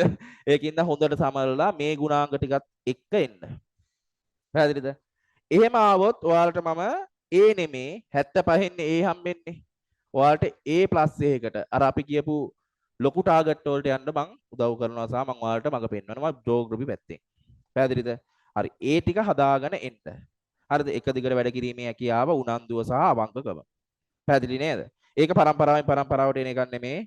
කඩවල වල සල්ලි දීලා ගන්න නෑ. හරිද? ඒකට මොකුත් ඕනේ නෑ. මොකද්ද ඕන? Tamanට හොඳ හිතක් තියෙන්න ඕන. හොඳ කියන්නේ ස්ථිර අධිෂ්ඨානයක් තියෙන හිතක්. හරිද? හරි. එතකොට තමන්ගේ අරමුණ දැන් හදාගන්න. අරමුණු තුනක්. මං කියන්නේ එක ප්ලෑන් එකක් තියාගෙන ජීවිතේ කවදාවත් අපිට දිනන්න බෑ. මං ලෝය කෙනෙක් වෙනවමයි. නෑ. ඊට එහා තව ප්ලෑන් දෙකක්වත් තියෙන්න ඕන. දැන් මම දෙකක් කිව්වා. එක GIS, දෙක ලෝය, තුන ආර්ට් ඩිග්‍රියක් කියලා හිතමුකෝ. ඕකේ වැඩ කරන්න ඕන මොකේද? GIS එකට. අපි අර කියන්නේ හඳට පොළු ගැහුවොත් තරුවක හරි වදී කියලා නේද? එතකොට ඔයාලට අන්තිමේගේ හරි නවතින්න පුළුවන්. පැහැදිලිද? හරි මම හිතනවා දැන් ඔයාලට අරමුණක් එන්න ඇති. හරිද? ඔයාලා හිතන් ආපු ඒවා වෙනස් වෙලා නේද? අලුත් જાති එන්න ඇති. ඒක ඔය ස්ටිකරයක් දුන්නා නේද? ස්ටිකරේ කවුරුත් කාටවත් කියන්න එපා මේක. මායි ඔයාලයි විතරයි දන්නේ සහ මෙතන ඉන්න කට්ටිය. ඔයාගේ අරමුණ. පැහැදිලිද? ඔයාගේ අරමුණ ලියන්න ඕන මොකද්ද? පොඩි කොලයක. හරිද? පොඩි කොලයක ඔයාගේ අරමුණ ලියන්න ඕන. හරිද? කාටවත් කියන්නේ නැහැ. අම්මට එහෙම කිව්වොත් වැඩේ ඉවරයි ඈ. අනිවාර්යෙන් ගලවලා බලනවම තමයි. හරිද? ඒකිට කියන්න එපා. ඕක අරමුණ චූටි කොලයක ලියලා හිතන්නකෝ.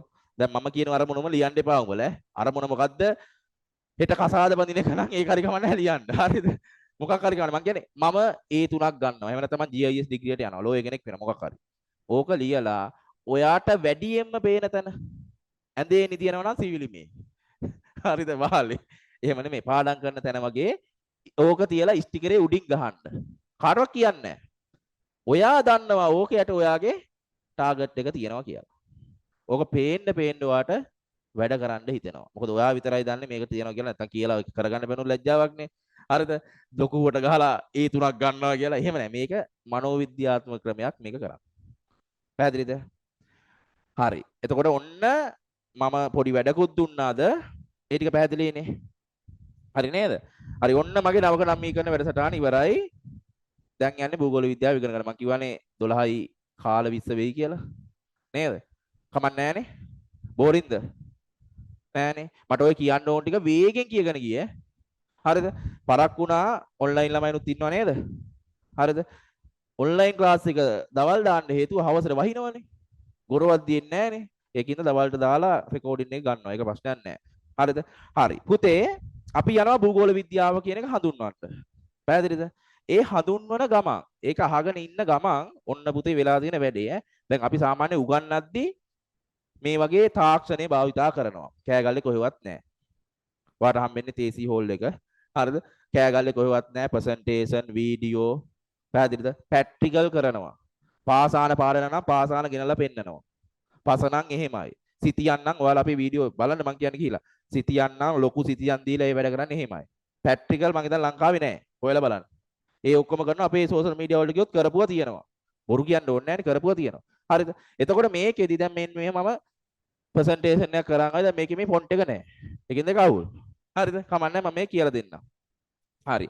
එතකන් ඔයාලට අද අපේ පන්තිය ගැන දැන් යවනවනේ 12යි 15 20 වෙද්දි මේක කරනකන් අද අපේ පන්තියට ආපු එක ගැන ඔයාලගේ ඇත්ත අදහස.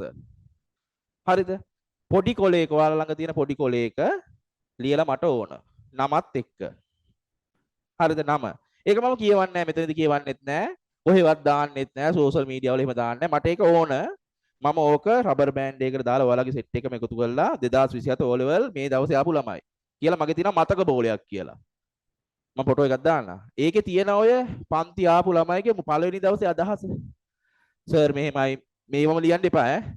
හරිද? නැත්නම් ඒකත් යාළුවගෙන් බලලා ලියන්නේ. එහෙමයි පා තමන්ගේ අදහස කවියකින් නම් එන්නේ කවියකින් ලියන්න. පැහැදිලිද? අදහස ලියලා දෙන්න ඕන. මෙහෙමයි සර් මම ගන්නවා ඒ තුන. මම විස්මි. එහෙම කියලා ලියලා දෙනවා. පැහැදිලිද? එතකොට ඒක තියෙනවා මගේ ළඟ සදාකාලිකව තියෙනවා. හරිද? ඒක මම ඔයාලට ගෙනත් දෙන්නම්. ඔයාලා අන්තිමට ප්‍රතිඵල කියන්න ආපු දවසට. මෙන්න මෙහෙමයි පළවෙනි දවසේ මෙන්න මේ විදිහට ඇවිල්ලා හිටියේ උඹලා. දැන් ওই ලොක්කු වගේ හිටියට මෙන්න මෙහෙම එකක් තමයි මට ලියලා දුන්නේ කියලා අවංකවම තියෙනවා. මගේ දැන් මම ඔන්න ලිස්ට් එක දාන්න මම ගුලි කරලා රබර් බෑන්ඩ් දාලා හැම බැජ් එකේම තියෙනවා.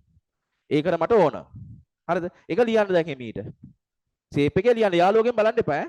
තමන්ට මේ අද දවසේ වැඩසටහන ගැන අදහස. හොඳද නරකද? චෝදනා යෝජනා චෝදනාත් ලියන්න. අපිට හදා ගන්න පුළුවන් නේ. හරි. ඒ යන අතරතුර මොකක්ද යන්නේ? පළවෙනි පාඩම. මොකද්ද? භූගෝල විද්‍යාව හඳුනා ගන්න යන්නේ පුතේ. හරිද? හරි. භූගෝල විද්‍යාව විෂය කියන්නේ පුතේ සෙල්ලම් විෂයක් නෙමෙයි.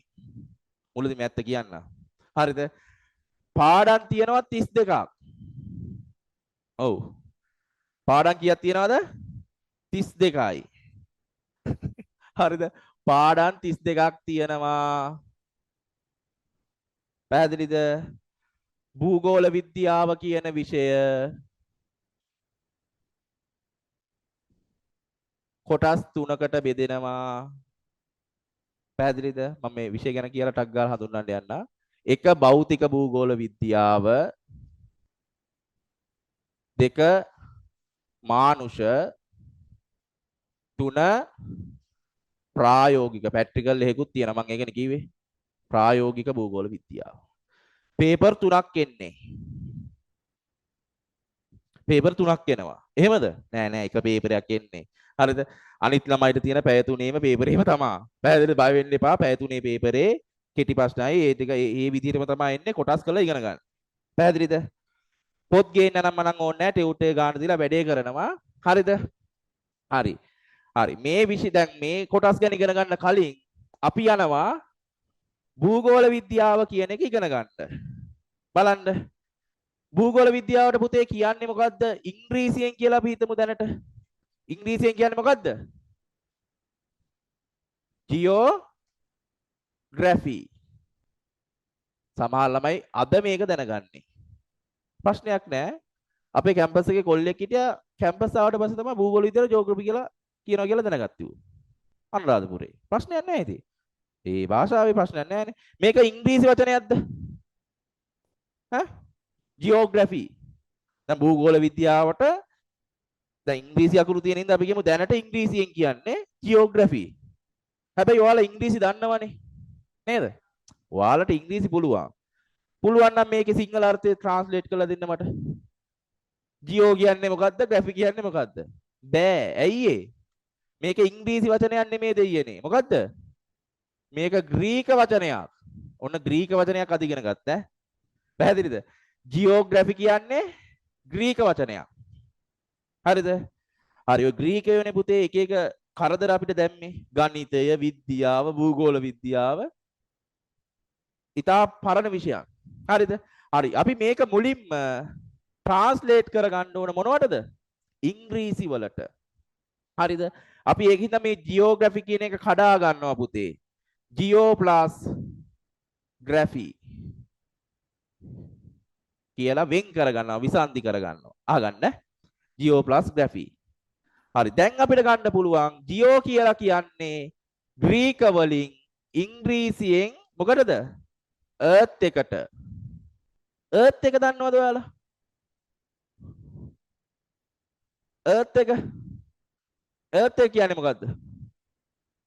ඈ? ඔයාලා ගෙවදර earth wire එකක් තියනවද? අර කොළ පාට වයර් එක පොළවට ගහලා තියෙන්නේ. අනිවාර්යෙන් ගෙදරක ලයිට් තියනවා තියෙනම. හරිද? earth එක කියන්නේ පොළව. පුතේ පොළව කියන්නේ මොකද්ද? පෘථුවිය. පැහැදිලිද? එතකොට ජියෝ කියන්නේ ග්‍රීක වලින් ඉංග්‍රීසියෙන් earth. පැහැදිලිද? earth කියන්නේ සිංහලෙන් පෘථුවිය. පැහැදිලිද? හරි. ඊට පස්සේ ග්‍රැෆි. ග්‍රැෆි කියලා කියන්නේ පුතේ බලන්න ඉංග්‍රීසියට ග්‍රැෆි කියන ග්‍රීක වචනේ ට්‍රාන්ස්ලේට් කරොත් අපිට එන්නේ to write to describe වගේ අදහසක්. ඒ කියන්නේ ලිවීම හෝ විස්තර කිරීම වගේ අදහසක් තමයි එන්නේ. ඒ කියන්නේ මොකද්ද? ජියෝග්‍රැෆි කියන වචනේ සරල තේරුම පෘථුවිය ගැන ලිවීම එහෙම නැත්නම් විස්තර කිරීම. පැහැදිලිද? හරි මොකද්ද පෘථුවිය ගැන ලිවීම එහෙම නැත්නම් විස්තර කිරීම. හරි ඔන්න දැන් අද ඔයාලට පුළුවන් කවුරු හරි යාළුවෙක් ඇහුවොත් දැන් පන්ති ගැන එහෙම කියන්න ඕන ගිහිල්ලා යාළුවන්ට. හරිද? භූගෝල විද්‍යාව කරනවා. මොනවද බං ඔගේ කරන්න තියෙන්නේ? මොකද්ද කියන්නේ?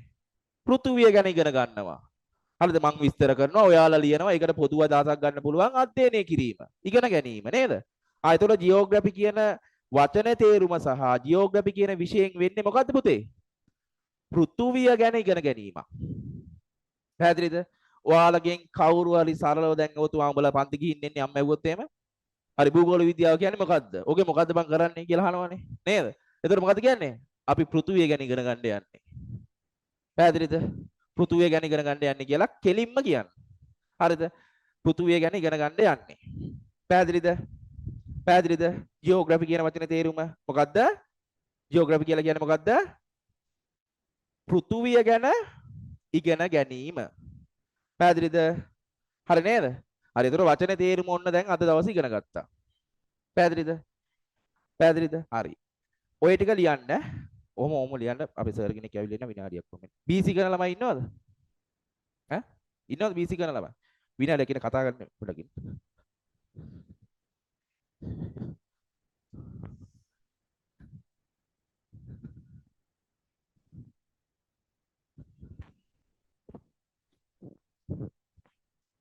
විනාඩි 5ක් යන පටන් ගද්දි පරක් වුණා.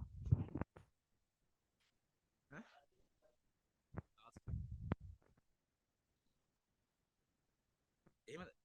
විනාඩි 5ක් විතරයි. මං කියනවා. නංගි මගේ අර දීපු ටියුට් එකක් තියෙනවද? අර දැන් ළමයිට දීපු එකක් දෙන්න. විනාඩි 15ක් විතර පරක් විතර පටන් ගද්දි පරක් වුණා. මම ඒකේ දාන්නේ. දාන්න ඉක්මනට දාන්න. නැත්නම් මේ වෙයි. විනාඩි 5ක් විතර පරක් වෙනවා.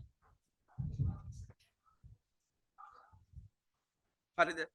පෘථුවිය ගැන ලිවීම විස්තර කිරීම. ජියෝග්‍රැෆි කියන එකේ තේරුම. පැහැදිලිද? පැහැදිලිද? පැහැදිලිද? හරි. හැබැයි ඕක ඔයාලගේ ටීචර් කෙනෙක්වත් උත්තරයක් විතර පිළිගන්නේ නැහැ. පළවෙනි ප්‍රශ්නේ එන්න පුළුවන් මොකද්ද? භූගෝල විද්‍යාව යනු. එනම ලකුණු දෙකක ප්‍රශ්නයක්. ඇවිල්ලක් තියෙනවා බලන්න ඔය ටියුට් එකේ පිටිපස්සේ දාලා තියෙන පසුගිය භාග ප්‍රශ්න නේද? ඇවිල්ලා තියෙනවා මං හිතන්නේ. මට මතක විදිහට ඇවිල්ලා තියෙනවා. 2012 ඇවිල්ලා තියෙනවා ඈ. භූගෝල විද්‍යාව යනු කුමක්ද? ඒතකොට ලියනවාද පෘථිවිය ගැන ඉගෙන ගැනීම කියලා? හරි. ඒක හරි. හැබැයි අපේ රටේ ක්‍රමයක් එක්ක ඒක මදි. ඇයි ඒ? ටීචර්ලට ඕන පතරංග හැල්ලා. නේද? ඕක පොඩ්ඩක් විස්තර වෙන්න ඕන පුතේ. ආයි විස්තර කරන විදිය අපි බලමු. පෘථිවිය ගැන ලිවීම. හරිද? මෙන්න මෙහෙම අපිට ලියන්න පුළුවන්. මම මේක මකනම ඈ. පුතේ ඕක ෆිල් කරලා දෙන්න. හරිද? ඔන්න දැන් භූගෝල විද්‍යාව කියන එක සරලව දන්නවා. මොකද්ද? පෘථුවිය ගැන ඉගෙන ගන්න යන්නේ. සරලව ඕන කෙනෙක් ඇහුවොත් එක්සෑම් එකකට නැතුව ඔයාලා ඕන කෙනෙකුට කියන්නේ මොකද්ද? පෘථුවිය ගැන ඉගෙන ගන්න. පැහැදිලිද? හරි. අපි මේක උත්තරයක් විදියට කොහොමද හඳුනගන්නේ? මෙහෙම අපි ලියමු. හරිද? මම ලියන්නම් පුතේ. භූගෝල විද්‍යා විෂය මගින්. භූගෝල විද්‍යා විෂය මගින් මගින් ඒ කියන්නේ භූගෝල විද්‍යාව විශේෂයෙන් වෙන්නේ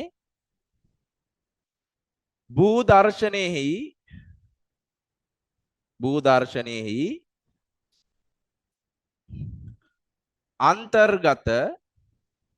අන්තර්ගත සංරචක හා ඒවා අතර ඇති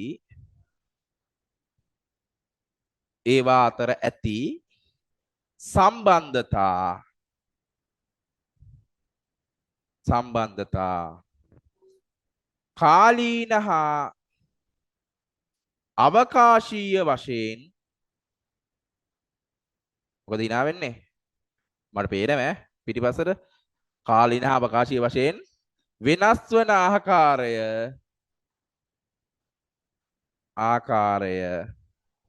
අධ්‍යයනය කිරීම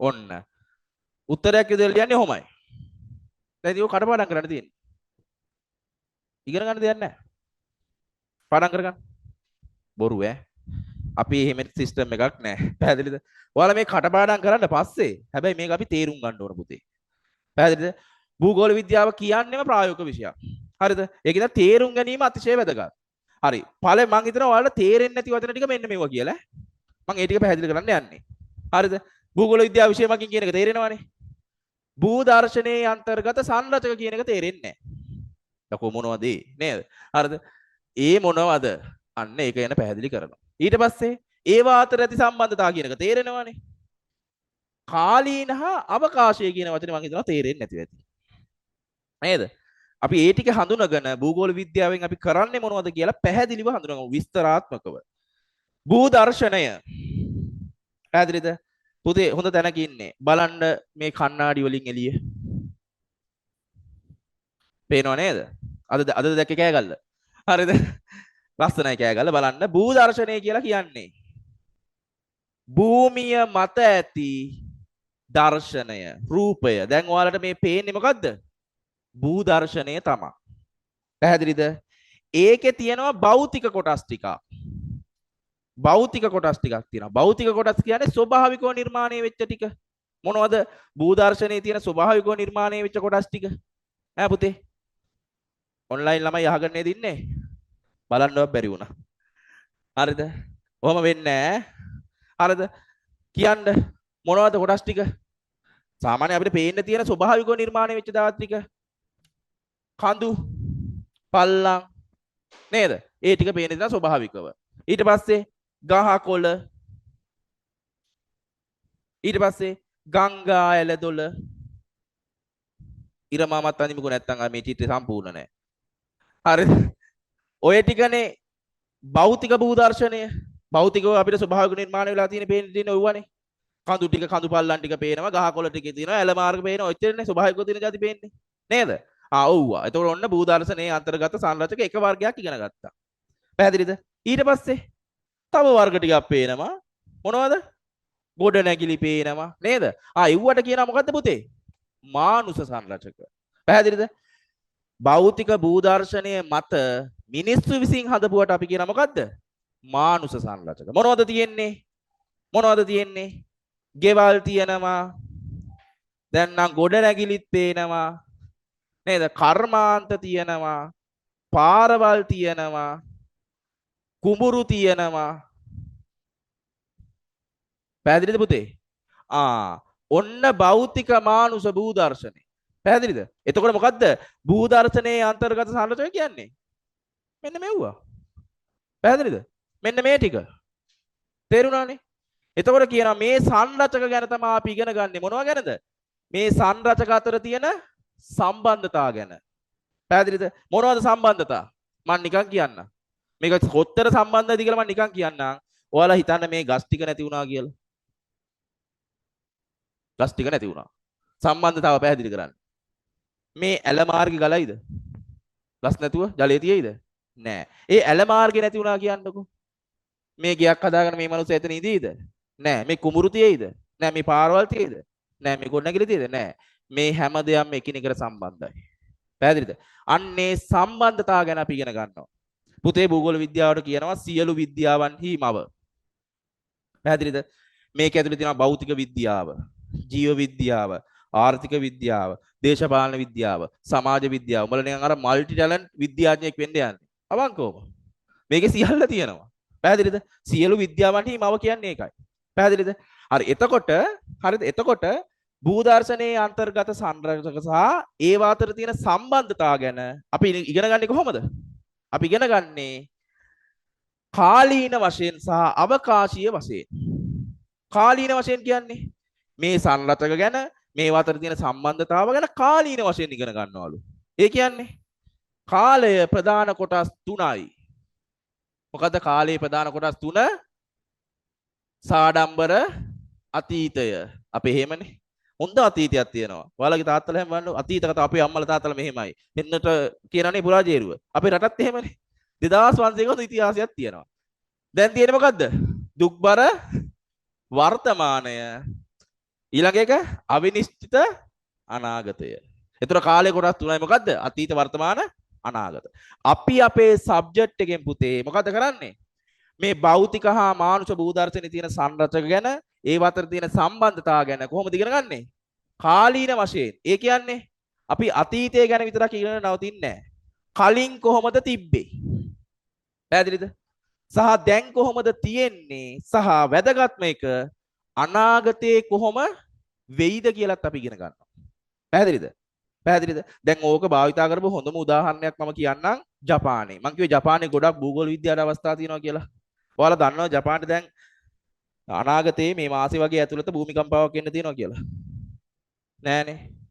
ජපානයේ ලක්ෂ 3ක් විතර මැරෙනවා. පැහැදිලිද? ජපානයේ ආර්ථිකය ට්‍රිලියන ගානකින් කඩා වැටෙනවා. නිවුස් බලන්නේ නැහැ. මාත් මේ ජපානයේ ඉඳලා නෙමෙයි මම ඕවා දන්නේ. මේ නිවුස් බලලා. හරිද? ඔයාලට දැනගන්න පුළුවන් නිවුස් බැලුවා නම්. පැහැදිලිද? එහෙම එකක් දැන් හොයාගෙන තියෙනවා. පැහැදිලිද? ඒවා හොයාගෙන කලින් තීරණය කළාත් ඉවරයි. දැන් ඒකේ තියෙන අවදානම අඩු කරගන්න ඒ කට්ටිය ප්ලෑන් කරනවා. මැරෙන ප්‍රමාණය අඩු කරගන්න, පාඩු වෙන ප්‍රමාණය අඩු කරගන්න 180යි සම්භාවිතාව භූමිකම්පාව වෙන්න තියෙන. දැන් ඊට කලින් ආවනේ මියන්මාරයට හරිය. නේද? හරි. අන්න ඒ වගේ පුතේ තොරතුරු ගැන කලින් කොහොමද වෙලා තියෙන්නේ, දැන් කොහොමද වෙන්නේ, අනාගතේ කොහොම වෙයිද කියලා අපි භූගෝල විද්‍යාවේදී ඉගෙන ගන්නවා. ඒ කියන්නේ කාලීන වශයෙන් ඉගෙන ගන්නවා. අනිත් විෂයන් වල එහෙම කරනවද? අනිත් විෂයන් පුතේ එක කාලයකට සීමා වෙනවා. එතකොට භූගෝල විද්‍යාව අනෙක් විෂයන් වලින් වෙනස් වෙන එක අවස්ථාවක් තමයි ඕක. මොකද්ද? අනිත් විෂයන් එක කාලයකට කොටු වෙද්දී අපි අතීත වර්තමාන අනාගත කියන කාල තුනම ගැන ඉගෙන ගන්නවා. පැහැදිලිද? උදාහරණයක් විදිහට සල්ලෝ කියනනම් අපි ඊළඟ දවසේ වීඩියෝ එකක් පෙන්නනවා. පෘථිවිය ඔයාලා හිතන්නේ දැන් මෙහෙමනේ පෘථිවියේ මහද්වීප ටික තියෙන්නේ. නේද? මේක මීට අවුරුදු මිලියන 400කට කලින් එක මහද්වීපයක්. පැන්ජියාව කියලා තියෙන්නේ. එහෙම වුණා නම් ඔයාලා කවුරු ලංකාවේ නෑ අද. කොහොම හරි රිංගල වෙන රටකට ගිහිල්ලා. මායි මහින්ද මහත්තයා විතර ඉතුරු වෙන්නේ නැන්තිවට. හරිද? පැන්ජාබ් කියලා එක මහද්වීපයක් තිබිලා තියෙන්නේ. පස්සේ ඕක කැඩිලා පාවෙලා මේ කියන තැනට අවිලා තියෙනවා. පැහැදිලිද? තව අවුරුදු 400කින් විතර දැන් මේන් අතීත තත්වය වෙන්න වර්තමාන තත්වය අපි ඉගෙන ගන්නවා ඉස්සරහට මොකක් වෙයිද පෘථිවියට. ඔයාලා ඉගෙන ගන්නව? හරිද? කියනවා වැඩිම සම්භාවිතාවක් තියෙන්නේ ආයෙත් සුපිරි මහද්වීපයක් බිහි වෙනවා. ඒ මහද්වීපේ එකම අභ්‍යන්තර පැන්ජියා අල්ටිමා. ඒකේ නම පැන්ජියා අල්ටිමා. ඒක මහද්වීපේ එකම මහද්වීපයේ අභ්‍යන්තර මුහුදක් තියෙනවා. ඒ අභ්‍යන්තරයේ මුහුදේ තියෙන එකම දූපත ලංකාව. අන්න ඒ කාලේ ලංකාවේ ඉපදුනා නම් සුපිරි. ඒකයි කියන්නේ මොකද්ද? පින්කෙත හෙල ලං දෙන්නේ යලි උපදින්නට හේතු වාසනාව වේවා කියලා ප්‍රාර්ථනා කරලා. ඇයි ඒ? තව අවුරුදු මිලියන 400කින් හරි හොඳ තැනකට ලංකාව වෙනවා. එතකොට හිතන්නකො සම්පූර්ණ මහද්වීපයක අභ්‍යන්තර මුහුදක තියෙන එකම දූපත. අනිවාර්යෙන් ඉතින් ගොඩනේ. හැබැයි මිනිස්සු හිටියොත් ඒ කාලේ. හරිද? සුද්ධ ජීවියෙක් වෙලා හරි ඉපදුනොත් ගොඩ. හරිද? හරි. එතකොට මෙහෙම අපි අතීත තත්ත්වය, වර්තමාන තත්ත්වය, අනාගත තත්ත්වය ගැන ඉගෙන ගන්නවා. ඒ කියන්නේ මොකද්ද? කාලීන වශයෙන්. අපි මේ කතා කරන භෞතික මානුෂ සංරචක ගැන ඒ අතර තියෙන සම්බන්ධතාව ගැන අතීත, වර්තමාන, අනාගත තත්ත්ව කතා කරනවා. පැහැදිලිද? කොටින්ම කියනවා නම් ඔයාලා දෙවෙනි පාඩමේ යද්දී ඔයාලගේ ජීවිතේ ප්ලෑන් කරනවා. වයසට යද්දී මොකද කරන්නේ? දුප්පත්කමට මොකද කරන්නේ? අපි ඒවා ඉගෙන ගන්නවා. ජන සංඛ්‍යාව, කුෂිකර්මාන්තය, කර්මාන්ත, ගෝලීයකරණය, තිරසාර සංවර්ධනය, ආපදා කළමනාකරණය, ඔය වගේ පාඩම් තියෙන මානුෂ භූගෝල විද්‍යාවේ. පැහැදිලිද? එතකොට ඒව ගැන අපි ඉගෙන ගන්නවා. ඒ විතරක්ද? නෑ. අවකාශීය වශයෙන් ඉගෙන ගන්නවා. අවකාශය කියන්නේ මොකද්ද? දැන් මේ තියෙන මේ කාමරයේ අවකාශය. ඉඩ. නේද? අවකාශය කියන්නේ ඉඩ. හරිද? එතකොට මෙතනදී කියන්නේ භූ අවකාශය. මේක ගැන කියන්නේ. ලෝකේ ගැනම. අපි ඉන්නේ දැන් ලංකාව කියන භූ අවකාශයේනේ. නේද? අපි ඉගෙන ගන්නේ ලංකාවේ තියෙන භෞතික මානුෂ භූදර්ශනයේ සංරචන ගැන විතරද? නෑ පුතේ. පැහැදිලිද? ඒකයි අපි මේකට කියන්නේ ජාත්‍යන්තර විෂය භූගෝල විද්‍යාව. ඇයි ඒ? අපි මේකෙදි ඉගෙන ගන්නවා ලංකාවේ අපිට දැක ගන්න නැති භූදර්ශනයන් ගැන. පැහැදිලිද? ගිනි කඳු තියනවද? නෑ. භූමිකම්පා වෙනවද? නෑ. පොඩ්ඩක් වෙනවා. චූට්ටක් කෙලෙනවද? හරිද? ඒකත් කියන්න. හරිද? ඊට පස්සේ මේ හිම කඳු නෑ. හැබැයි අපි ඒවා ඉගෙන ගන්න නැති වෙන කාන්තාර තියනවද? නෑ. අපි ඒ සියල්ල ගැන ඉගෙන ගන්නවා. පැහැදිලිද? මෝටර රථ කර්මාන්ත තියනවද? නෑ. හරිද? ඔය තියෙන සියලු දේ ಜಾති ගැන අපි ඉගෙන ගන්නවා. එක අවකාශයකට කොටු වෙන්නේ නෑ. පැහැදිලිද? දැන් උදාහරණයක් විදිහට ලංකාවේ තියෙන පිදුරු තලාගල. පිදුරු තලාගල කන්ද හැදුනේ කොහොමද කියලා ඉගෙන ගන්න. ඒක කලින් තිබ්බේ කොහොමද දැන් තියෙන්නේ කොහොමද අනාගතේ මොකක් වේද කියලා ඉගෙන ගන්නවා. ඒතර පිදුරු තලාගල විතරද කන්දකට තියෙන ලෝකේ? නෑ. ඒ වගේ තව කඳු තියෙන්නේ කොහෙද ඒව ගැන ඉගෙන ගන්නවා. දැන් උදාහරණයක් විදිහට ඉන්දියාව උඩින් තියෙන මොකද්ද? හිමාල කඳු වැටිය. ඔය කඳු වැටිය හැදිලා තියෙන්නේ කොහොමද? තැටි දෙකක් එකට ගැටිලා. හැදුන හැටි පවා ඉගෙන ගන්නවා. හරිද? ඒවා එහෙනම් ආකර්ෂණීය පාඩම්. හරිද? එතකොට මේ භෞතික මානුෂ සංරචක ගැන ඒව අතර තියෙන සම්බන්ධතාව ගැන පුතේ කාලීන හා අවකාශීය වශයෙන් ඉගෙන ගැනීම තමයි අපි භූගෝල විද්‍යාවේදී කරන්නේ. පැහැදිලිද? කාලීන හා අවකාශීය වශයෙන් වෙනස් වන ආකාරය ඉගෙන ගැනීම තමයි කරන්නේ. පැහැදිලිද? තේරුණාද? හරි. දැන් කියවන්න මාත් එක්ක. මාත් එක්කනේ මේවාල කියවන්න.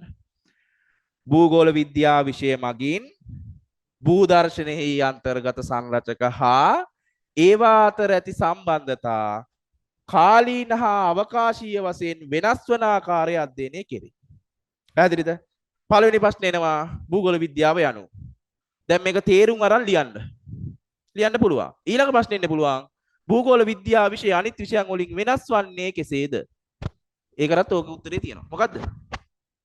භූගෝල විද්‍යාවේදී අපි සියලුම භෞතික මානුෂ සංරචන ගැන ඉගෙන ගන්නවා. අනිත් සියලු විෂයන් මොකේද කොටු වෙලා තියෙන්නේ? එක දෙයකට කොටු වෙලා තියෙන්නේ. පැහැදිලිද? ආර්ථික විද්‍යාවෙන් ආර්ථිකය ගැන. නේද? දේශපාලන විද්‍යාවෙන් දේශපාලනය ගැන. භෞතික විද්‍යාවෙන් භෞතික පැත්ත ගැන. පැහැදිලිද? හැබැයි මේකෙදි ඔක්කොම එතනින් වෙනස් වෙනවා. ඒ විෂයක් තියනවද? නෑ. පැහැදිලිද? ඔයාලට තේරෙයි භූගෝල විද්‍යාවේ විෂය 150ක් යද්දී යකෝ නිවුස් වල යන්නේ අපි ඉගෙන ගත්ත જાතිමනි කියලා. පැහැදිලිද? ඔයාලට සාමාන්‍ය දැනීම නම් සෑහෙන්න වැඩි වෙනවා. පැහැදිලිද? ඊට පස්සේ ඒ වගේම ඒ සියලු ಜಾති ගැන කාලීන වශයෙන් ඉගෙන ගන්නවා. අනිත් විෂයන් එක කාලයකට කොටු වෙනවා. එක්ක අතීතේ නම් අතීතය. නේද? වර්තමානේ නම් වර්තමානේ. අනාගතේ නම් අනාගතේ. අපි මොකද? කාල තුනම ගැන ඉගෙන ගන්නවා. පැහැදිලිද? ඒ වගේම අනෙක් විෂයන් එක අවකාශයකට කොටු වෙද්දී එක්ක ලංකාවට කොටු වෙනවා. ලංකාවේ ආර්ථිකය, ලංකාවේ ඉතිහාසය නේද? එහෙම නැත්නම් ආසියාවට කොටු වෙනවා. නේද? එහෙම කොටු වෙද්දී අපි සීමා මායිම් නෑ මුළු ලෝකෙ ගැනම ඉගෙන ගන්නවා. උගන්ඩාවෙද තියෙන්නේ උගන්ඩාව ගැන ඉගෙන ගන්නවා. පැහැදිලිද? එතකොට භූගෝල විද්‍යාව කියන්නේ අනිත් විෂයන් වලින් ගොඩක් වෙනස් විෂයක් සහ ඔයාලගේ ජීවිතයේ තීරණාත්මකම විෂය. පැහැදිලිද? හරි. භූගෝල විද්‍යාව කියන එක හඳුන්වපු එක පැහැදිලිද පුතේ? හරි. අද දවස ගැන හිතපු දේ මම හිතනවා නමත් එක්ක ලියන්න. පස්සේනේ මම නම් දැනගන්නේ. දැන් දැනගන්නේ. හරිද? ඒ මම තාම ඔයාලව දන්නේ නැහැ. හරිද? සති දෙක තුනක් ඇවිල්ලා පිස්සුවක් නටලා හරිද? මොකක් හරි කතා කරගෙන ඉදි නමාලා ප්‍රශ්නයක් අහපුවම තමයි නම දැනගන්නේ. හරිද? එතකම් පාඩුවේ ඉන්න පුළුවන්. ඊට පස්සේ මම දන්නවා මෙයා තමයි ලියලා තියෙන්නේ. පැහැදිලිද? හරි. එතකොට මම බලන්න. හරිද? හරි. එතකොට ලියපු ටික යෝජනා චෝදනා ඔක්කොම චෝදනා යෝජනා දෙකම ලියන්න සහ ඔයාලා කරන අනිත් ආර්ට් විෂයන්. BC කරන ළමයි ඉන්නවද? කරන ළමයි ඉන්නවා නම් දැන් අපේ දිල්හාන් සර් ඉන්නවා කෑගල්ලේ BC වලට ඉන්න හොඳම ගුරුවරයා. 12 දෙක තියෙනවා ඒක. සිංහල කරන ළමයි ඉන්නවා නම් 2:00 4:00 තියෙනවා අපේ හේමාලෝක හමුදුන් සිංහල ක්ලාස් එක. ඇවිත් බලන්න. බදාදා තියෙනවා මීඩියා ක්ලාස් එක. හරිද? අපේ ආර්ට් ගුරුවරුන්ගේ තියෙනවා. ඔයාලට ඇවිල්ලා බලන්න පුළුවන්. මගේ වුණත් මම කියන්නේ ඔයාලා එකපාර තීරණය කරන්න එපා. පැහැදිලිද? පන්තියක් තීරණය කරන්නේ කොහමද? එක ගුරුවරයාගේ සුදුසුකම්. පැහැදිලිද? පළවෙනි දේ ගුරුවරයා අපිට කියන්නේ ඒ ගුරුවරයා ඒක කරලා තියනවාද? නේද? කැම්පස් එකකට ගිහින් තියනවාද? කැම්පස් එකට යන්න පුළුවන්. ඩිග්‍රිය කම්ප්ලීට් කරන එක වෙනම වැඩක්. පැහැදිලිද? ඩිග්‍රිය කම්ප්ලීට්ද? පැහැදිලිද? මාස්ටර් එක නම් මාස්ටර් එකට රෙජිස්ටර් වෙන්න පුළුවන් ලක්ෂ 2ක් විතර තියෙනවා නම්. හැබැයි ඒක කම්ප්ලීට් කරන එක වෙනම වැඩක්. ඒවා කම්ප්ලීට් අධ්‍යාපන සුසුකම් බලන්න. හරිද? ඊට පස්සේ වැඩපිළිවෙලක් තියනවාද? ටියුට් ටික හදලාද? ඊට කලින් කරලා තියෙනවද ළමයි නේද? ඒ ටික බලන්න. සහ අන්තිමට බලන්න ඕන ප්‍රධානම දේ Tamanට පන්තිය සෙට්ද? පැහැදිලිද? මම දන්නවා මෙතන ඉන්න 100ක් ආවොත් 100ට 10කට විතර මාව සෙට් නෑ. පැහැදිලිද? මම මේ කරන විදිය සෙට් නෑ. බහුතරයකට සෙට්. ඒකනේ මට වැඩිම ළමයි ඉන්නේ. හැබැයි මගේ ආපු ළමයි හැමෝම නතර වෙනවද මෙතන? නෑ. 100ක් ආවොත් 90ක් විතර ඉන්නවා 10ක් විතර නතර වෙනවා. ඇයි ඒ? ජෛව විවිධත්වය කියලා අපි මේ පාඩමේදී ඉගෙන ගන්නවා. විවිධයි. නේද? අමරදේව මහත්තයා කොච්චර හොඳ සින්දු කිව්වත් අමරදේව මහත්තයා සෙට් නෑනේ සමහර අයට නේද? ඉරාජ් කොච්චර හොඳට සින්දු කිව්වත් ඉරාජ් සෙට් නැති කට්ටියක් ඉන්නවා. ශ්‍රීහාන් සෙට් නැති කට්ටියක් ඉන්නවනේ දෙයියනේ. නේද? තාමර වීරසිංහ සෙට් නැති අයත් ඉන්නවා. ඉතින් මම දැන් බුදුහාමුදුරුවෝ ඔක්කොම හොඳයි කිව්වා කියලා බුදුහාමුදුරුවෝ ඔක්කොම සරණකින් ඉන්නවද? නෑ. පැහැදිලිද? ඔයාලට සෙට් නම් පන්තියට එන්න. පැහැදිලිද? සහ අවුරුද්දෙන් පස්සේ ඔයාලට මාස දෙකම ෆ්‍රී. ඔය නිබන්ධනේ නෙමේ අලුත් නිබන්ධනේ දෙනවා බොහොම පද්ධති රියුට් එක. පැහැදිලිද? ඕක ඉවරයි ලබන සතියේ වෙද්දී කියන්නේ අවුරුද්දෙන් පස්සේ එන සතියේදී ඕක ඉවරයි. ඊට පස්සේ අලුත් මාසේ අලුත් නිබන්ධනේ තියෙන ඒ ඔක්කොම ෆ්‍රී. ඇවිල්ලා තියෙන්නේ මොකද්ද? හොඳට ඉගෙන ගන්න. පැහැදිලිද? සෙඩ්ඩ කියලා බලන්න. ඒ එද්දී අද ආපු නැති කම්මැලියවුන් ඇදගෙන එන්න. මචං වරෙන් මේම ක්ලාස් එකක් තියෙනවා ඇවිල්ලා බලමු. හොඳ නම් අපි දිගටම එකතු වෙලා යාළුවෝ වැටි කරගෙන යමු. නැත්තම් අවුල නැහැ. ඔක්කොම නතර වෙන්නත් පුළුවන්. ප්‍රශ්නයක් නැහැ නේද? ගෲප් එකකට ඇඩ් කරා කියලා ඒකෙන් ලෙෆ්ට් එන්න තියෙනවනේ. දැන් මගේ අතේ ඔයාලගේ ෆෝන් එක තියෙන්නේ. එහෙම අහන්නේවත් නැහැ මම නම්. පන්තියකට ඇයි පුතේ ආවෙ නැති කියලා අහන්නේ. ඉතින් ඔයාලා මොකක්ද තියෙන ගත්තොත් ඒක ප්‍රශ්නයක් නැහැ. පැහැදිලිද? ඒකින්ද මේ මාස දෙක ඇවිල්ලා බලන්න. අපේ පන්තිය වැඩි කරන්න ඉතින් ඔයාලගෙන් උදව් ඕනේ. මචං හොඳයිද නරකයිද කියන එක යාළුවන්ට කියලා ඔයාලම තමයි පන්ති හදන්නෙත් නැති කරන්නේ. පැහැදිලිද? ළමයිගෙම තමයි පන්ති හැදෙන්නෙත්. දැන් මගේ පන්ති හැදලා තියෙන ළමයිගෙමයි. ටීවී එකක් දාලාද පෝස්ටරයක් ගහන්න ගත්තේ දැන් මාස 2කට 3කට කලින්. එතකන් ඉතින් පොඩි සල්ලි නැහැ. හිතන්නකෝ ඉතින් කැම්පස් එකෙන් අවුට් වෙලා ඉතින් ඔයාලා වගේම ජීවිතනේ. හරිද? දැන් පන්ති හැදීගෙන ඉඳි තමයි ඔය පොඩ්ඩක් මාකටිං වැඩ කරන්නේ. හැබැයි ඊට කලින් මට ළමයි පන්ති හදලා දීලා තියෙන්නේ. පැහැදිලිද? දැන් 26 පන්ති හැදුනෙත් එහෙමයි. ඔයාලත් ඒක කරනවා. ඒක මට කරලා දෙන්න. හරිද? හරි. එහෙනම් අපි කවද්ද ආයෙ හම්බෙන්නේ? කවද්ද ආයෙ හම්බෙන්නේ? ඈ? කවද්ද ඉන්නේ? අද කවද්ද? 7. 7 14 නෑ 14 නේද? 14 නෑ 21 ඈ.